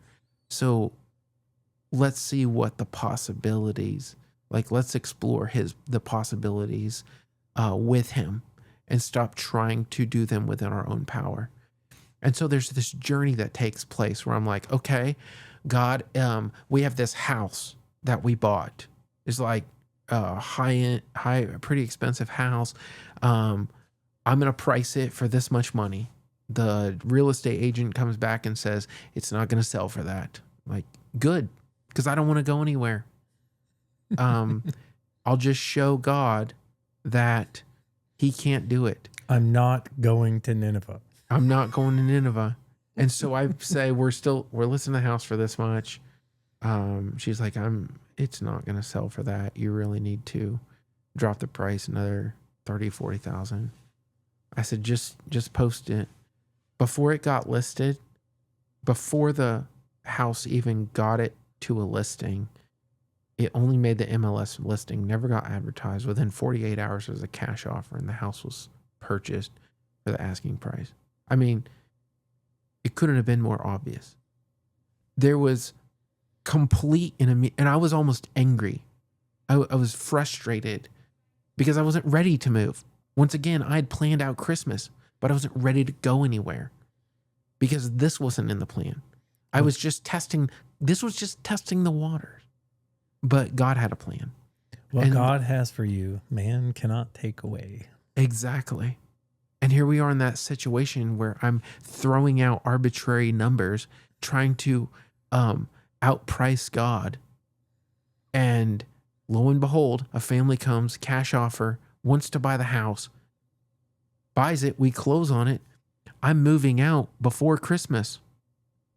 Amanda and the family moved back to Missouri. They started going to Children's Mercy. I continued to work up in Minnesota area. I had to fulfill a 6-month commitment. I still had one more meeting down in Bentonville. We're going through all this. Really just had the time of my life, like with Walmart. I had an incredible, like, I don't look at my career at one time and say, it was terrible. I would have never done that again. What I will tell you is that everything that I did, prepared me for who I am today. Mm. And I will tell you this also, I truly believe this, that time frame was God's time frame, because 5 years before that, I told my wife, hey, in 5 years, I'm going to be done. In 5 years, I just felt that in my heart, like 5 years. Here we are, 4.5 years later. Done. And I'm done. Like I'm putting in my notice, like almost as if like God's like, hey, you remember that promise? Remember that heart stir that I gave you 5 years ago? I just want to remind you that that was from me. And this is the second wake up call, because I don't think that you're going to leave when you're supposed to. When the exit sign comes on and the credits start rolling, you're supposed to leave. Yeah. And I'm not. I was going to stay there and see if there was a stay for the second movie. Yeah. Marvel screwed us up now, because now after every subtitle, or not every subtitle, after all the credits roll, Yeah. they've got these little snippets of something that's coming or whatever. So Yes. people stick around. Oh, it drives me nuts. Yeah, I that's where I'm at. I'm like in that situation. Yeah. And even in that final, so here I am, I'm getting these offers to move to either director's role, to home office, move out to, everyone thought I was joking. Yeah. Change your mind, man. We'll get They this thought it was a figured out. joke that I was leaving. And I'm like, no, it's real. I 2 weeks before I left, they still thought I was joking. It's like, what are you going to... So I leave. I've been clear, man. So I do leave, and I feel this emptiness, like I'm not fulfilling anything. Like I leave, I got hired on at all these other companies. I'm like just blazing through. Like they're giving me job offer after job offer, and I'm just like landing these job after job after job. And the whole time I had been chasing, the whole time, my whole career, I've been chasing this crown. I've been chasing this achievement because of how I saw people. I thought everyone else saw you the same way, but all they see is they want to replace you. Like somebody is wanting, like right now you're how many, 48 episodes? Are you 48 in? 5, I think. You'll be 45? 45, 46, somewhere in there. 45, Yeah. 46. So you've reached a point that many people never hit, right? I don't know what the percentage is. Yeah, we talked about it a little bit. So the just to be quick, the average podcast doesn't make it more than 3 episodes. And like 90% of podcasts don't make it more than 3 episodes. And 90% of those don't make it to 100. So by making it to 100 episodes, which it looks like we're well on target to do, things are rolling well. I mean, it's top 1%. So you're accomplishing, like somebody doesn't want to be you. They want to replace you. That's the reality. People want to replace you, not replace you with what you're doing with Son of the Law podcast. They just want to get to where a lot of people see somebody accomplish something. They're like, I want that. I want what they have. I don't want what it takes to get there. I was willing to do what it takes to get there. Unfortunately, as you go through that journey, you realize that when you get to where those people are or get close, the people who are doing it for the wrong reasons, you start to see this emptiness. And you open this beautifully wrapped gift to find out that the box is empty. It's just the biggest, most attractive bow and wrapping, and it's just empty inside. And that's where all these people were at the top that I was trying to become like. As I got closer and closer and closer to them, I just saw emptier and emptier and emptier people. Whitewashed tombs. Just white, yes. And so there's this thing that I would share with you that about solving problems. I like to solve problems. I like solutions. And that's what motivated me this entire time, was I could solve problems that other people couldn't see. But there's this one thing that you can't fix eternal problems with temporary solutions. And so here we are in this world of just continuing to find temporary solutions, and all we're doing is masking temporary problems, and we're not filling the void that I got blindsided with because I wasn't prepared for that. And that's, every one of us will face pain and suffering in our life. Mm-hmm. I could solve a lot of financial problems for people. I could answer their questions about algorithms for Instagram and Instagram and all these other social media sites, and how they can navigate through those, and how they can acquire more attention, and how their posts get shoved down if they actually put in certain words. So I can share all that insight. And it solves a ton of temporary problems. Mm-hmm. Solves none of your eternal problems. There's no solutions for pain and suffering that you can get academically, that you can get through career, outside of Christ, outside of relationship with God. I think I'd like to leave it there and pick this up, hopefully, if you're willing to come back for another episode, because I'd like to understand more about the transition from the temporal to the eternal, and, related to your life's work. I mean, again, we've talked for 5 hours now. Oh my goodness. About different things. No one's going to listen to this. I don't care. Again, this is my passion. This is what I want. And I've just gotten to the point where you're it's going to have to splice it and make it 45 and 46. I'm not doing it. I'm not doing it. But the irony is not lost on me. Mm-hmm. Just related to your last point. You talk about dedicating your life to solving temporal things. Isn't it ironic that the entire business model of Walmart is that? Save money, live better. Yeah. And we're going to sell you food. We're going to help you with fast fashion. We're going to clothe you. Mm-hmm. We're going to feed you. We're going to help you move around and, with your automotive. All your housing needs. Solve all these problems for you, right? Save money, live better. And it's all ultimately a temporal solution to the effort of trying to solve an eternal problem, which is not possible in that capacity. Right. So,